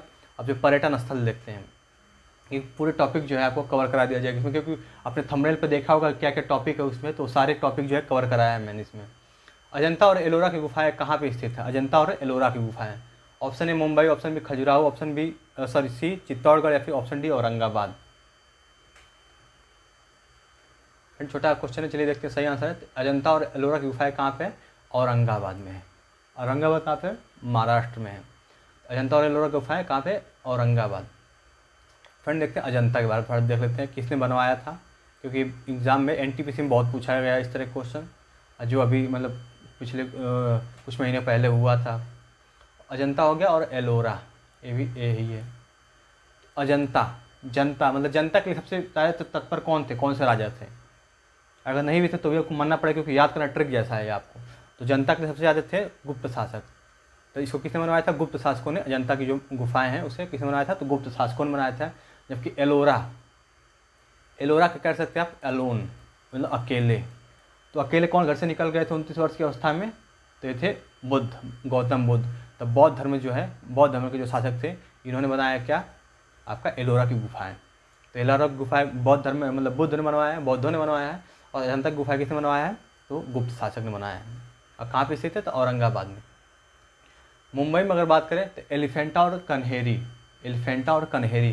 तो एलिफेंटा और कन्हेरी कहाँ पे है? मुंबई में है स्थित। एलिफेंटा और कन्हेरी, के और एलिफेंटा मतलब ए। तो एलिफेंटा की जो गुफाएं किसने बनवाया था एलिफेंटा को? तो एलिफेंटा को याद सकते हैं कि जो एलिफेंट से बना है।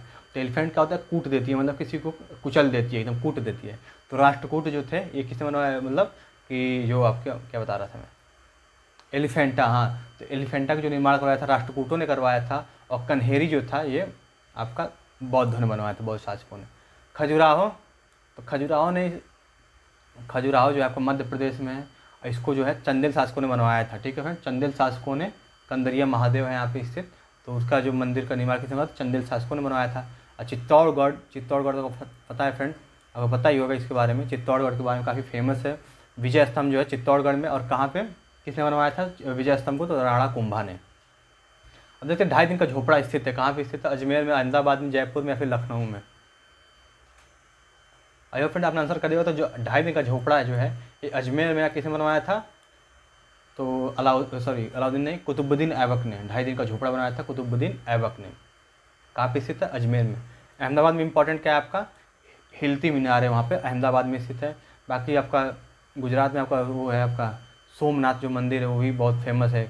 गुजरात में आपका केवड़िया के पास जो है स्टैचू ऑफ यूनिटी है। जयपुर में आपका जंतर मंतर है। जंतर मंतर फ्रेंड 2 जगह, जयपुर में और दिल्ली में, दोनों जगह है। जयपुर में जो सवाई राजा जयसिंह ने बनवाया था। लखनऊ में आपका छोटा और बड़ा इमामबाड़ा है। लखनऊ में कौन है? छोटा और बड़ा इमामबाड़ा। उम्मीद करता हूँ फ्रेंड पूरा स्लाइड जो है वो क्लियर हो गया होगा। कौन सा पर्यटन स्थल आगरा में स्थित नहीं है? पूछ रहा है कि कौन सा जो है आगरा में स्थित नहीं है। ऑप्शन ए शीश महल, ऑप्शन बी दीवाने खास, ऑप्शन सी फतेहपुर सीकरी, या फिर ऑप्शन डी हवा महल।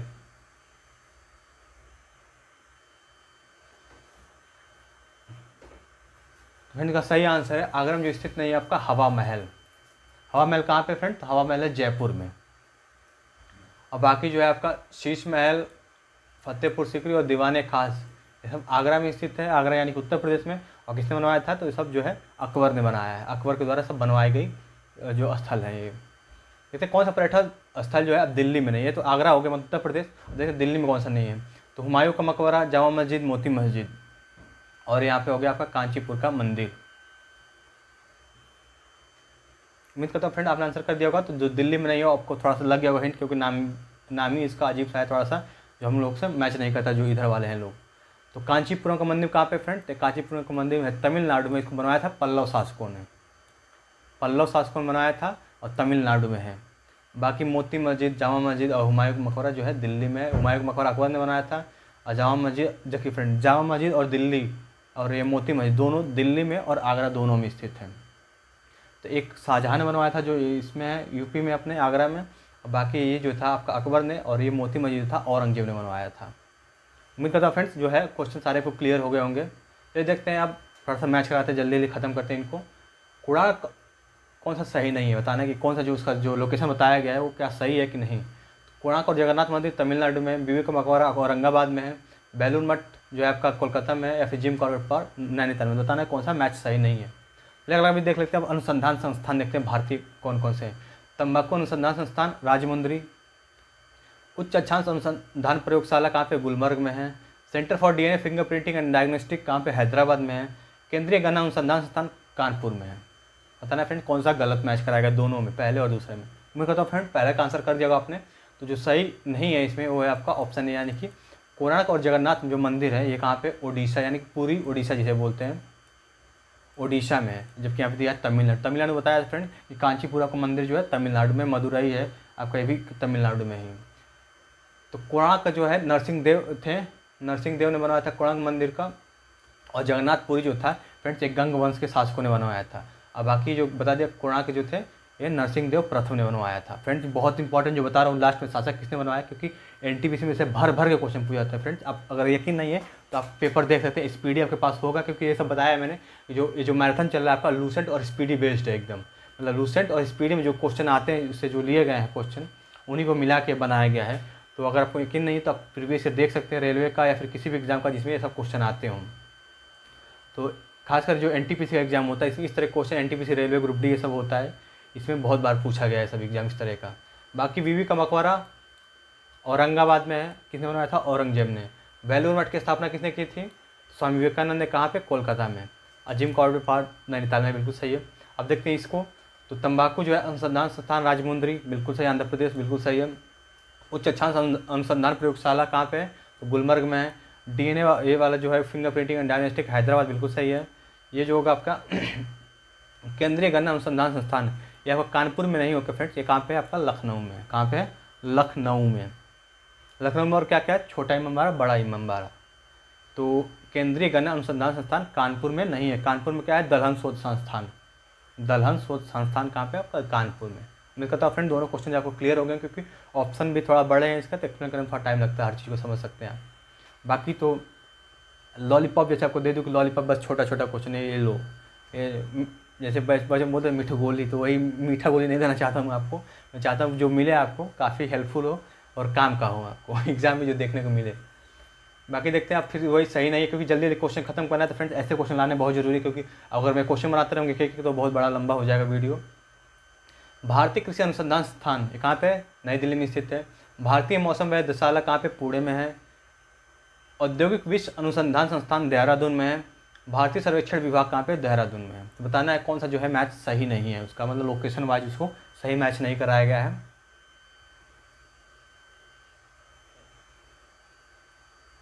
उम्मीद करता हूँ फ्रेंड्स आपने आंसर कर दिया होगा इसका। इसका सही आंसर है फ्रेंड, जो सही मैच नहीं कराया गया है वह है आपका ऑप्शन सी, यानी कि औद्योगिक विश्व अनुसंधान संस्थान जो है देहरादून में नहीं है। ये कहाँ पे है, ये जो है LKO यानी कि लखनऊ में है। लखनऊ में इसका मुख्यालय है। अगला बाकी सब जो है आपका कृषि अनुसंधान से बिल्कुल सही। मौसम वेधशाला पुणे में है और सर्वेक्षण ये बिल्कुल देहरादून में है। चलिए अगला क्वेश्चन देखते हैं। प्लाज्मा अनुसंधान संस्थान गांधीनगर। भारतीय पुरातत्व सर्वेक्षण नई दिल्ली। केंद्रीय खनन और ईंधन संस्थान धनबाद। और लास्ट ऑप्शन देखते हैं, केंद्रीय रेशम अनुसंधान संस्थान मैसूर। फ्रेंड बोर्ड नहीं होना, लास्ट तक बने रहना है वीडियो, क्योंकि वीडियो बहुत ही इन्फॉर्मेटिव बनाई गई है। मज़ेदार तो थोड़ा सा कम है आज, क्योंकि बड़ा फैक्ट भरा हुआ है इसमें।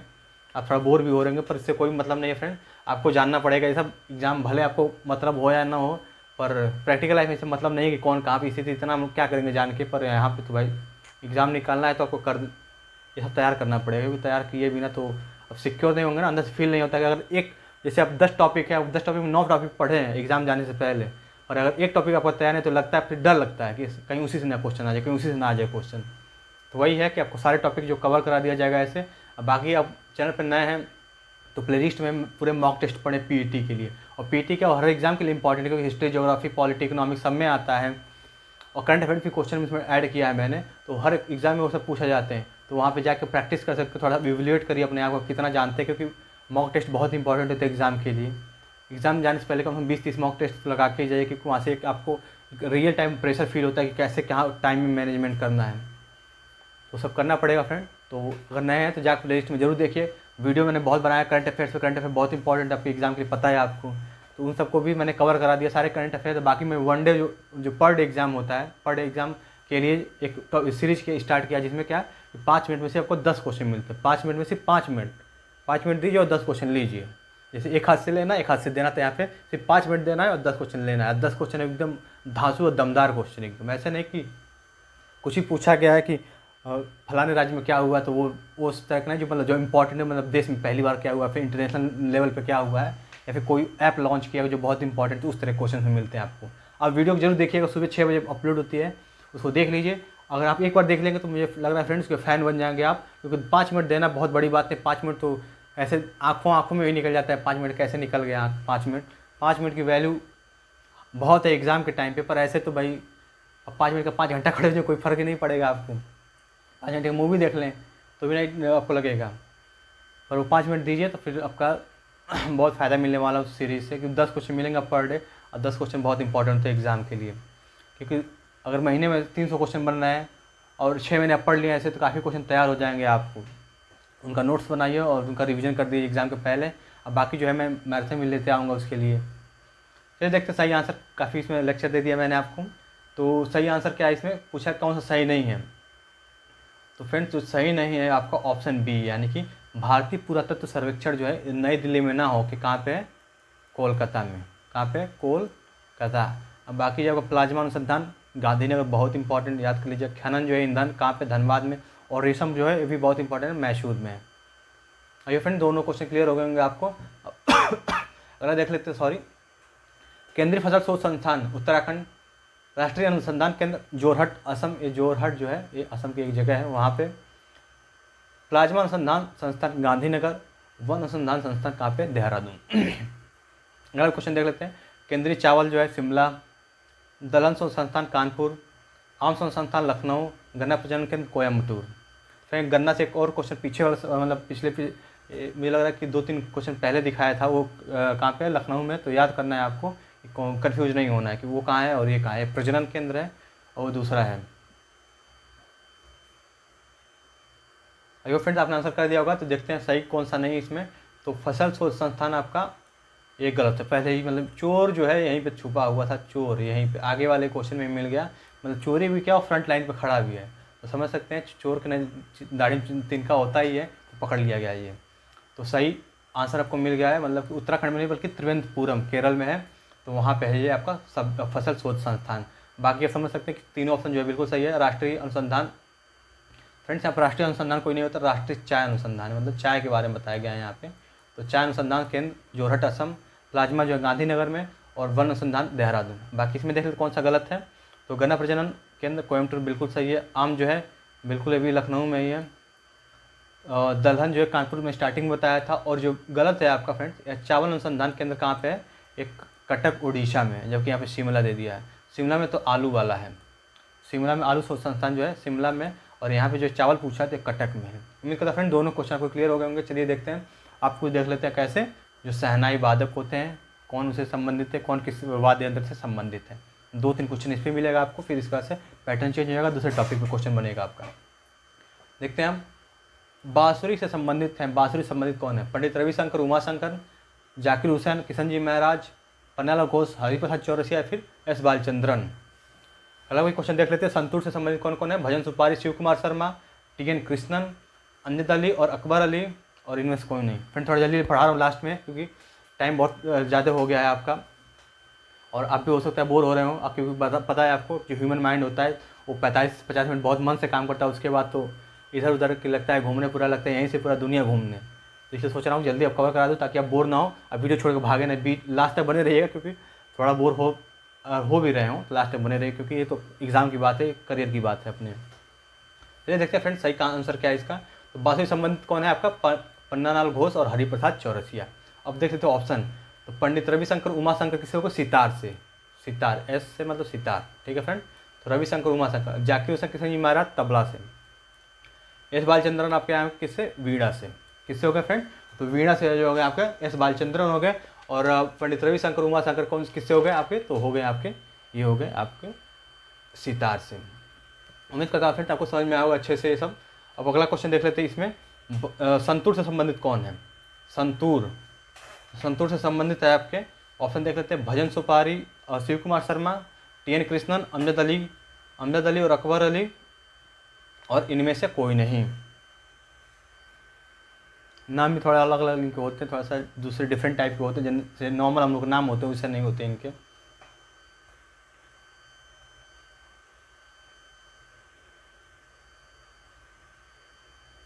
फ्रेंड सही आंसर है इसका ऑप्शन ए, यानी संतूर से संबंधित कौन है, तो भजन सुपारी, शिव कुमार शर्मा, टी.एन. कृष्णन आपको वायलिन से संबंधित हो गए, और ये जो है अमजद अली और अकबर अली किससे हो गए, सरोद से।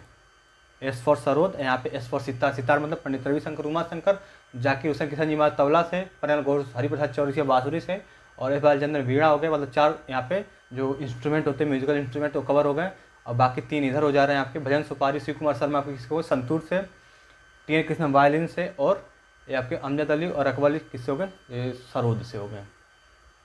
उम्मीद करता हूँ फ्रेंड दोनों क्वेश्चन आपको समझ में आ गए होंगे। देखते हैं आप कुछ डांस देख लेते हैं भाई, अब इतना बजा गाना बज गया है तो थोड़ा डांस भी हो जाए। कुचिपुड़ी घंटा मृदाला मतलब 2 अलग अलग हैं। ये कहाँ पे होता है, असम में होता है। छऊ और सरुल कहाँ पे होता है, झारखंड में होता है। भरतनाट्यम और कोलट्टम ये कहाँ पे, तमिलनाडु में है। लावनी और तमाशा महाराष्ट्र में होता है। कर्नाटक यक्षगान मतलब कर्नाटक में यक्षगान थोड़ा सा इधर, इसको यहाँ पे होना चाहिए, इसको यहाँ पे होना चाहिए। अगला क्वेश्चन लग गया तो देख ही लेते हैं हम लोग। रासलीला, नौटंकी, कजरी और जैता उत्तर प्रदेश में होता है, क्या गलत है। नटराज छत्तीसगढ़ में होता है, क्या ये गलत है। और ये होगा आपका राउफ और दंडी नाच, ये जो है जम्मू कश्मीर में होता है, क्या ये गलत है। या फिर गरबा डांडिया रासलीला ये कहाँ पे होता है, गुजरात में। तो बताना कौन सा हमारा जो है मैच सही नहीं है। आइए फ्रेंड आपने आंसर कर दिया पहले क्वेश्चन का, तो देखते हैं। कुचिपुड़ी और घंटा मृदाला ये कहाँ पे होता है, आपका आंध्र प्रदेश में, ना कि असम में। AP यानी कि आंध्र प्रदेश, अरुणाचल प्रदेश नहीं समझना है फ्रेंड्स, यानी कि अरुणाचल प्रदेश समझ ले आप।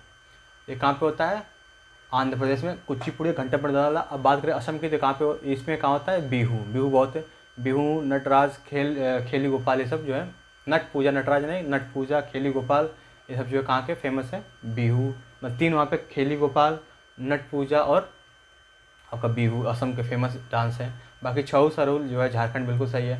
भरतनाट्यम और कोलट्टम में आपका तमिलनाडु हो गए। लावणी और तमाशा, तमाशा बहुत देखते हैं महाराष्ट्र वाले, महाराष्ट्र जो है तमाशा वहाँ पे लोग करते हैं काफ़ी। कर्नाटक जो है यक्षगान, ये भी सही है। अब देख लेते हैं इसमें, तो रासलीला, नौटंकी, कजरी, जैता, मतलब हम लोग क्या उत्तर प्रदेश में क्या होता है, रासलीला होता है और नौटंकी होता है। उत्तर प्रदेश वाले हम लोग जो है करते हैं। नटराज, फ्रेंड्स चोर, ये रहा चोर, नटराज। नटराज जो है आपका कहाँ पे होता है, मणिपुर में होता है। मणिपुर में नटराज होता है, और जबकि छत्तीसगढ़ में तो पांडवानी होता है। छत्तीसगढ़ का डांस क्या है, पांडवानी। और बाकी समझ सकते हैं सही होगा, राउफ और दांडिया जम्मू कश्मीर, गरबा, डांडिया और रासलीला। रासलीला गुजरात में भी होता है, डांडिया गरबा तो पता ही होगा आपको। उम्मीद करता हूँ फ्रेंड ये दोनों क्वेश्चन आपको क्लियर हो गए होंगे। ये देखते हैं अब थोड़ा सा जो यहाँ की जो कला होती है वो सब, थोड़ा कला संस्कृति देखते हैं हम। ये तो डांस हो गया, पहले क्या हुए, गाना बजाए हैं बढ़िया एकदम मस्त, उसको सब डांस किए हैं। अब थोड़ा देखते हैं वहाँ पे मेहंदी उदी लगा लेते हैं भाई, कौन कौन सा वहाँ पर चित्रकला होता है सब देख लेते हैं हम। तो मेहंदी कहाँ का है, लोक कला, गुजरात का, महाराष्ट्र का, राजस्थान का, फिर बिहार का। मेहंदी कहीं का भी हो लेकिन लगाते तो पूरा, मतलब लग रहा कि पूरे भारत में होंगे। मुझे इतना पता भी नहीं, भारत में मैंने बहुत घूमा नहीं है, पर मैं जहाँ तक देखा मैंने वहाँ तो हर जगह लगाया जाता है मेहंदी। तो फ्रेंड का सही आंसर पहले से थोड़ा सा इधर लग गया था, तो यह है राजस्थान। राजस्थान में 2 है फेमस, मेहंदी और मांडना। मांडना और मेहंदी जो है आपका राजस्थान की लोक कला है। बिहार की बात करें तो अपहन और मधुबनी, अपहन और मधुबनी जो है कला जो है कहाँ फेमस है, बिहार की। गुजरात की बात करें तो गुजरात में होता है आपका साथिया। अब कोई होगा मुझे नहीं पता है साथिया, लेकिन साथिया कुछ होता है वहाँ पे, जैसे साथ निवारण साथिया गोपी बाहू वाला, तो वहीं से गुजरात से लिया गया है। और महाराष्ट्र का है रंगोली, महाराष्ट्र का है रंगोली। अब देखते हैं पर्व कुछ। कर्मा पर्व कहाँ मनाता है, बिहार झारखंड मनाया जाता है। छठ पूजा उत्तर प्रदेश मनाया जाता है। कालचक्र उत्सव बौद्ध धर्म से संबंधित है। जिंजर मेला हिमाचल प्रदेश मनाया जाता है। मतलब कोई फेस्टिवल हो गया, मेला कहाँ लगता है, ये सब। फ्रेंड्स 50 क्वेश्चन जो मतलब 100 क्वेश्चन पूरे सीरीज है, समझ लीजिए एकदम घी निकाला गया है दूध को, मतलब एकदम जला के जितना मतलब प्रोसेस करके लास्ट में जो मटेरियल बनता है जो बहुत ही एक्सपेंसिव होता है और बहुत ही मतलब मेन उसी की वैल्यू है, तो वही है ये सब फ्रेंड्स। 100 क्वेश्चन समझ सकते हैं कितना इंफॉर्मेटिव है ये, आपको देख के ही लग गया होगा अभी तक। तो लास्ट तक बने रहिए क्योंकि अब बस ख़त्म होने वाला है, 12 क्वेश्चन और बचे हैं। लास्ट तक बने रहना है और अपना जो अपना सिलेक्शन उसको सिक्योर करना है। इसके बाद भी आप जितना हो सके पढ़िए, क्योंकि मैंने कहूँगा किसी से पढ़िए। इसके बाद जो आप पढ़ सकते हैं पढ़िए। पीडीएफ से रिवीजन के बाद आपको ध्यान क्या देना है कि आपको ऑन द पॉइंट पढ़ना है, टू द पॉइंट पढ़ना है, ऑन द ट्रैक रहना है। ऐसा नहीं कि आप पढ़ रहे हैं यहाँ पे पता लगा दिमाग कहीं और घूम रहा है, या फिर पढ़ रहे हैं जो टॉपिक आपको मेंशन किया वो पढ़ ही नहीं रहे, कुछ इधर उधर को पढ़ने शुरू कर दिए। पढ़ना नहीं, ख्याल में नहीं खोना है किसी के, मस्त पढ़ाई करना है एकदम धांसू और दमदार तरीके से, और बोलना है शानदार जबरदस्त जिंदाबाद। कोई पूछे तो इतना कॉन्फिडेंस है कि बस आप तो कर ही देना है। चलिए देखते हैं सही आंसर क्या है। तो सही आंसर है फ्रेंड्स ऑप्शन बी, यानी कि छठ पूजा जो है कहाँ की है, ये है आपका बिहार की। हालांकि उत्तर प्रदेश में बहुत ही धूमधाम से मनाया जाता है, हम लोग के यहाँ भी मनाया जाता है, मेरे घर खुद भी मनाया जाता है। और इससे मतलब ये नहीं है कि इसी यहाँ का है, ये कहाँ का है, बिहार का है। उत्तर प्रदेश में क्या होता है फ्रेंड, चौक पूर्णा। आप जो उत्तर प्रदेश वाले होंगे या फिर बहुत लोग जानते होंगे चौक पूर्णा क्या होता है, तो उत्तर प्रदेश का है चौक पूर्णा। और बाकी बिहार का जो है छठ पूजा है। काल चक्र उत्सव किससे संबंधित है, फिर एनटीपीसी में सब पूछा गया है, इसी वजह से मैं इसको लेके आया हूँ। ये सारे के सारे जितने भी पूछा गया है सबको ही मैंने लेके आया यहाँ पे। और ऐसे क्वेश्चन बार बार पूछे जाए, किसी साल का सेट उठा लीजिए, जब भी एनटीपीसी या फिर ग्रुप डी हुआ है और वो असिस्टेंट लोको पायलट का हुआ है, सब में इसी तरह क्वेश्चन मिलते हैं वहाँ पे आपको एग्ज़ाम में। कोई बहुत अलग से नहीं पूछता है, तो आपको हर चीज़ तैयार रखना है। और मैं कोशिश कराऊंगा अपनी तरफ से कि जो CBT 2 का एग्ज़ाम है उसके पहले हर चीज़ आपको दे दूँ एकदम, मतलब समझ लीजिए कि अस्त्र शस्त्र साम दाम दंड भेद जितना भी हो सकता सब बता दूँ आपको, कैसे एग्ज़ाम क्वालिफाई करना है, क्या उसमें टैक्टिक होगी आपके निकालने के, वही सब। क्योंकि मेरा टारगेट मेन यही है कि आपको लोग का इस बार सिलेक्शन बढ़िया से बढ़िया हमारे चैनल, क्योंकि हमारा चैनल नया है, तो अगर हम चैनल सिलेक्शन अच्छा देंगे आपको और आप अच्छा करेंगे हमारे साथ रह के, तो इससे थोड़ा सा हम लोग को फ़ायदा मिलेगा काफ़ी कुछ। आपको पता है कि थोड़ा फेमस होगा सब चैनल, लोग से जुड़ेंगे, और लोग जुड़ेंगे तो आप पता ही है कि जब लोग जुड़ेंगे तो नेम ऑफ फेम बढ़ेगा, लोग तक हमारे अधिक से अधिक लोग तक रीच पहुँचेगी हम लोगों की। और सबसे बड़ा हम लोग के लिए अचीवमेंट यही रहेगा कि लोग मुझे हम लोग को जान रहे हैं और हमारे चैनल पर ट्रस्ट करेंगे वो। तो इसमें आपका बहुत बड़ा योगदान है, आपको सिलेक्शन का बहुत बड़ा योगदान है। तो इसलिए आप वीडियो क्लास तक जरूर रखिए, भागना नहीं है कभी भी, क्योंकि टॉपिक मैं इंटरेस्टिंग बनाने की कोशिश करता हूँ। अब कुछ कुछ तो होता ही है, मतलब लिख के आया आता है कि मैं तो एकदम बहुत बोरिंग रहने वाला हूँ, तो उसमें अब बहुत नहीं कर पाता हूँ मैं कुछ। फिर देखते हैं, सही आंसर कर बता दिया मैंने। तो बाकी काल चक्र उत्सव बौद्ध धर्म से, जिंजर मेला फ्रेंड बहुत इंपॉर्टेंट है, काल चक्र उत्सव भी बहुत इंपॉर्टेंट है, क्योंकि सब एनटीपीसी में पूछा हुआ है। कर्मा पर्व जो है ये आपका झारखंड और बिहार में। चलिए देखते हैं अगला क्वेश्चन, चित्रकला देख लेते हैं हम। कोलकाता में कौन सी चित्रकला होती है, काली घाट चित्रकला। क्या ये गलत है। बिहार में मधुबनी, तो बिल्कुल गलत नहीं है क्योंकि मैंने बता ही दिया थोड़ी देर पहले ही।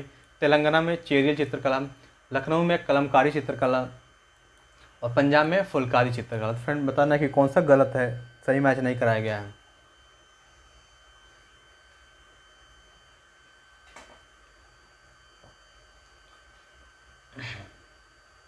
उम्मीद करता हूँ फ्रेंड आपने आंसर कर दिया होगा। तो सही आंसर जो सही मिलान नहीं किया गया वो ऑप्शन डी, यानी कि अगर आपको लखनऊ के बारे में थोड़ा ही पता है और मूवी देखा आपने जॉलर LLB, तो बताया गया कि लखनऊ एक ऐसा शहर है जहाँ चिकन खाया जाता है और चिकन पहना भी जाता है। तो चिकनकारी जो चित्रकला है वो है आपकी लखनऊ की, जबकि कलमकारी जो है आपकी आंध्र प्रदेश की है। AP Andhra Pradesh friend. आंध्र प्रदेश की राजधानी क्या है, अमरावती।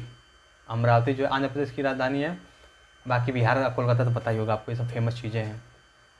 जो कन्फ्यूजन वाला है, पिछले मैंने वीडियो में अपना जो इसका फर्स्ट पार्ट उसमें कवर करा दिया है सब कुछ, मतलब किसकी राजधानी, नेशनल और इंटरनेशनल सब चीज़ को, कहाँ की करेंसी, कौन सी करेंसी वाला जो साल किसी में है, तो सब भी कवर करा दिया है मैंने। आपको कुछ भी ढूंढने की जरूरत नहीं, मतलब एक्स्ट्रा कुछ नहीं पढ़ने की जरूरत है। इसको पढ़िए और इससे रिलेटेड चीज़ें पढ़िए। ऐसा नहीं कि आप भागे कहीं उधर जाएँ, कभी उस चैनल पर जाएँ, इधर उधर भागना नहीं है आपको। जहाँ भी रहिए आप ट्रस्ट करिए सामने वाले पे, जो आपको कंटेंट मिल रहा है कि आप उससे सेटिस्फाइड है कि नहीं। भागने से कुछ नहीं होगा, भागेंगे तो भागते ही रह जाएंगे फ्रेंड, सही बात ये भी है, भागेंगे तो भागते ही रह जाएंगे। क्योंकि मैं आप ही के बीच से आके यहाँ पे पढ़ा रहा हूँ, ऐसा नहीं कि मैं बहुत सालों का मैं प्रोफेशनल टीचर था वहाँ पे पढ़ाता था, नहीं। आप ही के बीच में मैंने बहुत सारे एग्ज़ाम क्वालिफाई किया, बहुत एग्ज़ाम देखा भी है सामने से, एनालिसिस किया हूँ, तभी पढ़ा रहा हूँ आपके सामने। तो भागने से कुछ नहीं होता है, जहाँ आप स्टिक हो जाए, या फिर ऑफलाइन पढ़ें, ऑनलाइन पढ़ें, या फिर एक ही चैनल पर पढ़ें, तो जहाँ भी रहें आप अपने आप पे भरोसा रखें कि जहाँ मैं पढ़ रहा हूँ और सामने वाला भरोसे जो पढ़ा रहा है वो दोनों सही है। चलिए देखते हैं, सही आंसर तो बता ही दिया मैंने। लखनऊ में आपका चिकनकारी चित्रकला है, जबकि कलमकारी जो है आंध्र प्रदेश में है। बाकी पंजाब में फुलकारी। फ्रेंड सारे ऑप्शन आपको याद करना है क्योंकि बहुत इंपॉर्टेंट एग्जाम है, बहुत इंपॉर्टेंट एग्जाम होने वाले हैं आगे, और बहुत इंपॉर्टेंट क्वेश्चन भी है आपके सामने। बिहार मधुबनी बता दिया, तो मधुबनी और अपन तेलंगाना में चेरियल चित्रकला, कोलकाता बता दिया सब। उम्मीद करता हूँ फ्रेंड्स आपका ये वाला क्वेश्चन जो क्लियर हो गया होगा। ये देखते हैं 40 और 41 एक साथ पढ़ता हूँ। उड़ीसा में पट्ट चित्रकला होता है, राजस्थान में फड़ चित्रकला, महाराष्ट्र में वर्ली चित्रकला, और मध्य प्रदेश में आरोप चित्रकला। और अगला देख लेते हैं कौन सा इसमें मिलान सही, क्योंकि सही दिखाना है, कौन सा सही नहीं है, यहाँ पर भी सही कौन सा नहीं है बताना है। लीलावती जो है एक पुस्तक, अब देख लेते हैं कौन सी पुस्तक किसने लिखी है, जो फेमस जो है। लीलावती भास्कराचार्य द्वारा लिखित गई है, मिलिंद पानो कालिदास द्वारा लिखा गया है, मुद्रा राक्षी विशाख दत्त द्वारा, और 10 कुमार चैतन्य किसका, दंडी द्वारा। आइए फ्रेंड्स आपने पहले क्वेश्चन का आंसर कर दिया होगा। तो जो सही नहीं है, उड़ीसा पट्ट चित्रकला बिल्कुल सही है, 100% परम सत्य, एकदम निहायती सत्य। राजस्थान फट चित्रकला, महाराष्ट्र में वर्ली चित्रकला बिल्कुल सही है। तो समझ गए कि जब 3 सही है तो चौथा तो गलत होगा ही। तो मध्य प्रदेश में फ्रेंड्स मनाया जाता है बाघ चित्रकला। कौन सा होता है? बाघ चित्रकला। और जो अरोफ जो है ये आपका HP यानी कि हिमाचल प्रदेश, HP का कंप्यूटर नहीं बल्कि हिमाचल प्रदेश है। अरोफ चित्रकला कहाँ का है? तो हिमाचल प्रदेश का। और मध्य प्रदेश का कौन सा है? आपका बाघ चित्रकला। आइए फ्रेंड्स, आपको समझ में आएगा, मैं समझाने में सफल हूँ इसको, ऐसा मैं उम्मीद कर रहा हूँ। अब मुझे लग रहा है कि मैं उम्मीदों पर खड़े उतरूँगा आपके और आप मेरे उतरेंगे। लीलावती जो है पुस्तक, ये किसने लिखी है? भास्कराचार्य, बिल्कुल सही है। मिलिंद पानो, वो भाई साहब ये रहा गलत आपका आंसर। मिलिंद पानो जो है ये नागसेन ने लिखा है, नागसेन, थोड़ी देर पहले नाग पंचमी था तो समझ सकते हैं, नाग भी आ गया यहाँ पे। नागसेन ने लिखा है। और जो कालिदास द्वारा रचित पुस्तकें हैं वो कुमार संभवन, अभिज्ञान शाकुंतलम, जो फेमस है कुमार संभवम और अभिज्ञान शाकुंतलम। हाँ, दो जो बहुत बार पूछा गया एग्जाम में। बाकी अब सब सही है। 10 कुमार चरितम दंडी ने लिखा है। मुद्रा राक्षस विशाख दत्त ने लिखा है। फिर इसके अलावा आप तैयार भी कर सकते हैं, जैसे हिंदी में किसको ज्ञानपीठ पुरस्कार वाले सम्मानित जो हैं पुस्तकें वो सब याद करते हैं। व्यास पुरस्कार से सम्मानित जो पुस्तकें हैं, जो राइटर हैं उनकी पुस्तकें कौन कौन सी फेमस जो है वो सब याद कर सकते हैं, क्योंकि पूछ सकता है कुछ भी एग्जाम में। देखते हैं अगला थोड़ा स्लाइड देख लेते हैं अब। शूद्रक द्वारा रचित पुस्तक है मृच्छकटिकम, अशोक घोष द्वारा बुद्धचरितम, राज तरिंगड़ी द्वारा विज्ञानेश्वर, या फिर अलबरूनी किताबुल हिंद।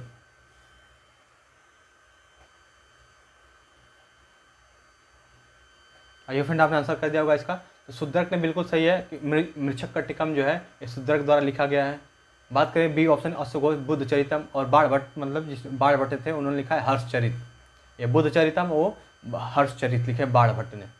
और राज तरिंगड़ी, ओ हो, ये रहा आंसर आपका। ये बिल्कुल ही निहायत ही गलत आंसर है। राज तरिंगड़ी किसने लिखा है? कल्हड़ ने लिखा है। किसने? कल्हड़, कल्याण नहीं कल्हड़, कंफ्यूज नहीं होना फ्रेंड। कल्याण नहीं कल्हड़, मतलब राज तरिंगड़ी जो पुस्तक के लेखक है कल्हड़ है। और विज्ञानेश्वर ने मिताक्षरा लिखा है। मिताक्षरा जो बुक है वो उसके राइटर कौन है? विज्ञानेश्वर।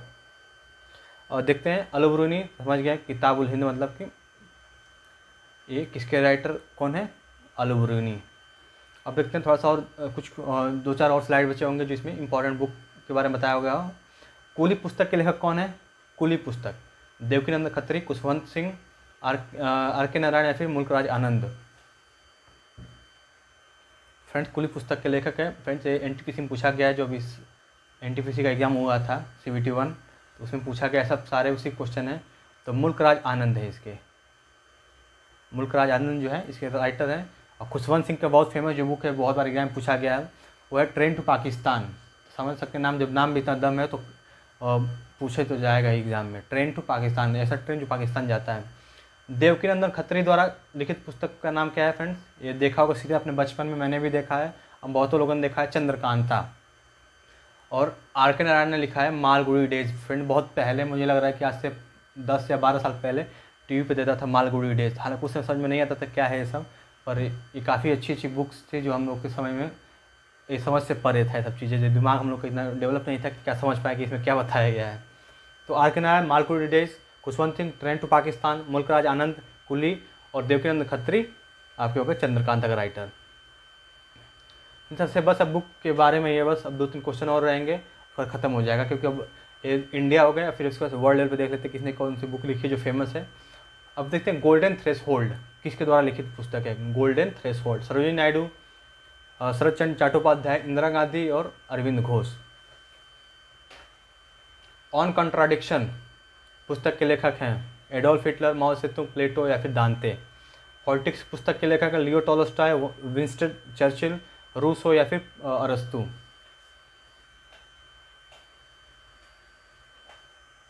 चलिए देखते हैं फ्रेंड्स, अब तीनों क्वेश्चन का आंसर देखते हैं बारी बारी से। गोल्डन थ्रेशोल्ड ये बुक के जो राइटर हैं वो हैं सरोजिनी नायडू जी ने ये लिखा है बुक गोल्डन थ्रेशोल्ड। बाकी देखते हैं सारे ऑप्शन। शरत चंद्र चट्टोपाध्याय द्वारा बहुत ही फेमस बुक है और मूवी भी देखा होगा इस पर बेस्ड। देवदास पारो वाला भाई जो पारो करते करते बचा चला जाता है, तो वही देवदास। ठीक है फ्रेंड, तो देवदास जो है शरत चंद्र चट्टोपाध्याय, अरविंद घोष का एसेज ऑन गीता, और ये इंदिरा गांधी ने लिखा है इटर्नल इंडिया। क्या लिखा है? Eternal India. फेमस जो बुक है, बाकी तो लिखा बहुत हो गया इन्होंने, तो जो फेमस है या में पूछा गया वो सब देख लेते हैं। ऑन कॉन्ट्राडिक्शन, ऑन कॉन्ट्राडिक्शन के लेखक हैं आपके माओ से तुंग। माओ से तुंग फ्रेंड्स कौन है? तो चाइना के जो समझ सकते प्रवर्तक हैं माओ से तुंग, इन्हीं से वहाँ पे कम्युनिस्ट पार्टी का जन्म हुआ है, और उन्हीं की आइडियोलॉजी को फॉलो करते हैं सब, विस्तारवादी और कट्टरपंथी वाला। बाकी एडोल्फ हिटलर, ये भी बहुत फेमस इनकी बुक है, मीन कैम्प, मतलब कि मीन कैम्प जो है इसका मतलब होता है मेरा संघर्ष, ये एडोल्फ हिटलर ने लिखा है। दांते ने लिखा है डिवाइन कॉमेडी। क्या लिखा है? Divine comedy. और बात करें हम लोग ऑप्शन बी यानी कि प्लेटो की, तो प्लेटो ने लिखा है आपका रिपब्लिक। कौन सी बुक का नाम इनका है? तो प्लेटो रिपब्लिक हो गया, R for Republic, Mao Tsetung on contradiction, Adolf Hitler Mein Kampf, और दांते डिवाइन कॉमेडी। तो फ्रेंड चारों बहुत इंपॉर्टेंट नाम है, और चारों इनकी जो बुक है, मतलब बारी बारी इनकी जितनी बुक हैं वो सब याद कर लीजिएगा चारों के। पॉलिटिक्स, पॉलिटिक्स जो बुक है इसके राइटर कौन है? लियो टॉलस्टॉय, विंस्टन चर्चिल, अरस्तु या फिर रूसो? चलिए फ्रेंड देखते हैं आंसर, छोटा क्वेश्चन है। लियो टॉलस्टॉय ने लिखा है war and peace. War and peace means war and peace. Winston Churchill ने क्या लिखा है? इन्होंने लिखा है history of second world war, क्योंकि उसी समय वहाँ के प्रधानमंत्री राष्ट्रपति थे विंस्टन चर्चिल, राष्ट्रपति या फिर प्रधानमंत्री, कुछ थोड़ा सा याद नहीं यार, मैं कन्फ्यूज हूँ। तो विंस्टन चर्चिल जो थे इन्होंने लिखा है क्या? History of second world war. और बाकी बात करें रूसो ने लिखा है social contradiction, the social contradiction. किसने लिखा है? रूसो ने। तो बचा आपका एक ही option, last option, that is the right one. कौन सा है? Politics. Politics is written by अरस्तु। Rousseau on contradiction, sorry the social contract, the social contract Rousseau द्वारा लिखा है, the social contract. Winston Churchill history of second world War, Leo Tolstoy War and Peace. I hope friends ये सब question clear हो गए होंगे। ये थोड़ा हौच पौच दिख रहा होगा, पर आपको जो मैं बोल रहा हूँ बताया है मैंने स्टार्टिंग में, जब कल सीरीज स्टार्ट करा तभी जो मैं बोल रहा हूँ बहुत इंपॉर्टेंट है, वो सब बहुत अच्छे से इसको नोट कर लीजिएगा आप लोग। क्योंकि अब अगर बुक में खोजेंगे या फिर पढ़ने जाएंगे कहीं इधर उधर चैनल से, तो आपको बहुत ही भागना पड़ेगा इधर उधर, पता चले इस टॉपिक को यहाँ पढ़ाया गया है, फिर दूसरे टॉपिक को ढूंढ रहे हैं वो कहाँ गया, तो यहाँ पे सब आपको एक साथ मिल रहा है। और सिर्फ आपको कितने मतलब लगभग 2 घंटे की वीडियो है ये, आपको 2 घंटे में पूरा कवर करा दिया जाएगा। फ्रेंड देख लेते हैं लास्ट में अब 4 क्वेश्चन होंगे इस पर, किस पे? आपके करेंसी बेस्ड, क्योंकि मैंने कल करा दिया था इस पर कैपिटल, मतलब किस देश की कैपिटल कौन सी है, और आप देखते हैं वहाँ की करेंसी क्या है जो फेमस है। तो पेसो कहाँ की करेंसी है फ्रेंड्स? बताना पेसो की करेंसी कहाँ की है। ऑप्शन है Argentina, option B Thailand, option C Japan, या फिर ऑप्शन डी बर्मा। ले देखते हैं किस देश की मुद्रा क्रोना है। क्रोना समझ सकते हैं, क्रोना केन्या की, स्वीडन की, नीदरलैंड या फिर टर्की। ग्रीस की मुद्रा क्या है? ड्रैगमान, दिनार, यूरो, पेसेता, वोन। आइए फ्रेंड्स आपने आंसर कर दिया होगा। अब देखते हैं पहला क्वेश्चन का आंसर। तो पेसो जो है ये अर्जेंटीना की है। अर्जेंटीना करेंसी क्या है? पेसो। अब अर्जेंटीना करेंसी तो पेसो हो गई, इसकी राजधानी क्या है? तो ब्यूनस आयर्स। थाईलैंड की करेंसी जो है आपका बहत। थाईलैंड की बहत बोलते हैं, थोड़ा सा इसका प्रोनाउंसिएशन हो सकता है थोड़ा अलग हो, क्योंकि हिंदी और इंग्लिश में अलग अलग थोड़ा सा लिखा रहता है प्रोनाउंसिएशन के मामले में। तो बहत होता है। जापान का येन हो गया, और बर्मा का क्या होता है? बर्मा का क्यात। ठीक है फ्रेंड। जापान, थाईलैंड का सिंगापुर, जापान का आपको पता है ये टोक्यो, अब बर्मा तो पता ही होगा, अभी तो बगल वाली देश है अपनी। बाकी देखते हैं क्रोना जो है आपका स्वीडन का है। अब स्वीडन कैपिटल क्या है? स्टॉकहोम। नीदरलैंड की अगर बात करें तो नीदरलैंड में होता है गिल्डर वहाँ पे चलता है। इसका सही आंसर आपका ऑप्शन बी हो गया। हालांकि मैंने ऑप्शन नहीं दिया, पहले ही बता दिया मैंने ही, क्योंकि मैंने पहले ही पढ़ चुका था इसको, तो बताने की जरूरत नहीं थी आपको फिर से। तो नीदरलैंड के गिल्डर हो गया। टर्की जो होता है यहाँ की करेंसी होती है लीरा, और इसकी कैपिटल का अकरा। नीदरलैंड की देख लीजिएगा, आप याद नहीं आ रहा है मुझे। केन्या की जो कैपिटल हो शीलिंग, कैपिटल नहीं सॉरी करेंसी जो है यहाँ की शीलिंग। अब देखते हैं ग्रीस की क्या है। तो ग्रीस की है ड्रैकमा। ड्रैकमा कहाँ की है फ्रेंड? तो ग्रीस की है ड्रैकमा आपकी। अब बाकी दिनार जो है आपका इराक हो गया। वोन हो गया साउथ कोरिया की जो हो गई। यूरो तो आपको पता है कि यूरोपियन कंट्री जो है वहाँ के मैक्सिमम जो है यही है। और पेसेता जो है स्पेन का है। कहाँ का है? स्पेन का जो पेसेता। आज का लास्ट क्वेश्चन, और ये ये भी बहुत आसान सा है, एक कैपिटल पे बनाया है मैंने। हालांकि प्रीवियस जो स्लाइड था उसी में का क्वेश्चन है, मैं सोचा कि थोड़ा देखो आपको याद भी है कि आप बस दिमाग में जा रहा है, सुन रहे हैं मेरी बातों को और निकाल दे रहे हैं। जैसे कहाँ से सुनना है कहाँ से निकालना, वो वाला सिस्टम तो नहीं है ना आपका। देखते फिनलैंड की capital Helsinki, Germany Madrid, Hungary Budapest या फिर स्विट्ज़रलैंड बर्न। तो फ्रेंड्स आपका आंसर कमेंट में इसका आना चाहिए, क्योंकि मैं कमेंट में एक्सपेक्ट करूँगा आपसे कि इसका आंसर करेंगे आप लोग, क्योंकि पढ़ाया हुआ है, आप जो पढ़ाया हुआ है अगर पढ़े होंगे मन से, सुने होंगे पूरे वीडियो को, तो ज़रूर आंसर कर देंगे। तो उम्मीद करता हूँ फ्रेंड जो वीडियो था बहुत ही धांसू था, दमदार था, इसको आपने किया होगा। और कुछ मैं बताना चाहूँगा आपको, मतलब कुछ मोटिवेशन के तौर पे देना चाहूँगा। भरोसा जब खुद पर हो, भरोसा जब खुद पर हो तो परवाह और इंसानों का क्या करना। तो परवाह और इंसानों का क्या करना, मतलब भरोसा जब खुद पे है तो क्या परवाह करना, क्या इंसानों को करना। और उड़ना जब हवाओं में ही है, जब उड़ना हवा में है, मतलब कि बहुत अच्छे काम करने हैं, बहुत नाम रोशन करना है, कुछ ऐसा करना है जो मतलब माता पिता के साथ साथ समाज भी गर्व करे। जैसे नीरज चोपड़ा ने किया, तो इतना शायद हम लोग ना कर पाए नीरज चोपड़ा जितना, पर इससे कम करने की कोशिश करेंगे थोड़ा सा, तो कम से कम गांव समाज का, अपने माता पिता का नाम रोशन हो। तो और उड़ना जब हवाओं में है तो परवाह तूफान का क्या करना है, मतलब कि एक बार फिर से मैं थोड़ा सा जल्दी बताना चाहूँगा, इतना बड़ा बोल दिया आपको समझ में नहीं आया होगा। भरोसा जब खुद पर हो तो परवाह और इंसानों का क्या करना, और उड़ान जब हवाओं में ही है तो परवाह तूफानों का क्या करना। मतलब जब उड़ना हवा में ही है, मतलब कि बड़े बड़े लक्ष्य हासिल करने, अच्छे अच्छे काम करने ज़िंदगी में, तो छोटी छोटी बातों पर ध्यान नहीं देते कि कौन क्या बोल रहा है, कितने साल से तैयारी कर। जैसे बहुत लोगों की दिक्कत होती है कि बगल वाला पूछ रहा है कि अरे क्या कर, अभी तक क्या हुआ, क्या कर रहे हो, क्या कर रहे हो। तो उनके घर वाले नहीं बोलेंगे, बगल वाले जरूर पूछेंगे कि क्या हो गया, फलाने एक मामा पूछ रहे हैं, पता लगे बुआ का लड़के पूछ रहे हैं कि क्या कर रहे हो, बुआ पूछ रहे हैं क्या कर रहे हो। तो क्या मतलब है उनसे, कोई मतलब नहीं, बस चाहते हो कि आपको थोड़ा डिमोटिवेट किया जाए, आपको अंडर एस्टिमेट किया जाए। और माता पिता के जो आपके उनके सामने पूछेंगे तो और बेइज्जती होगी आपकी।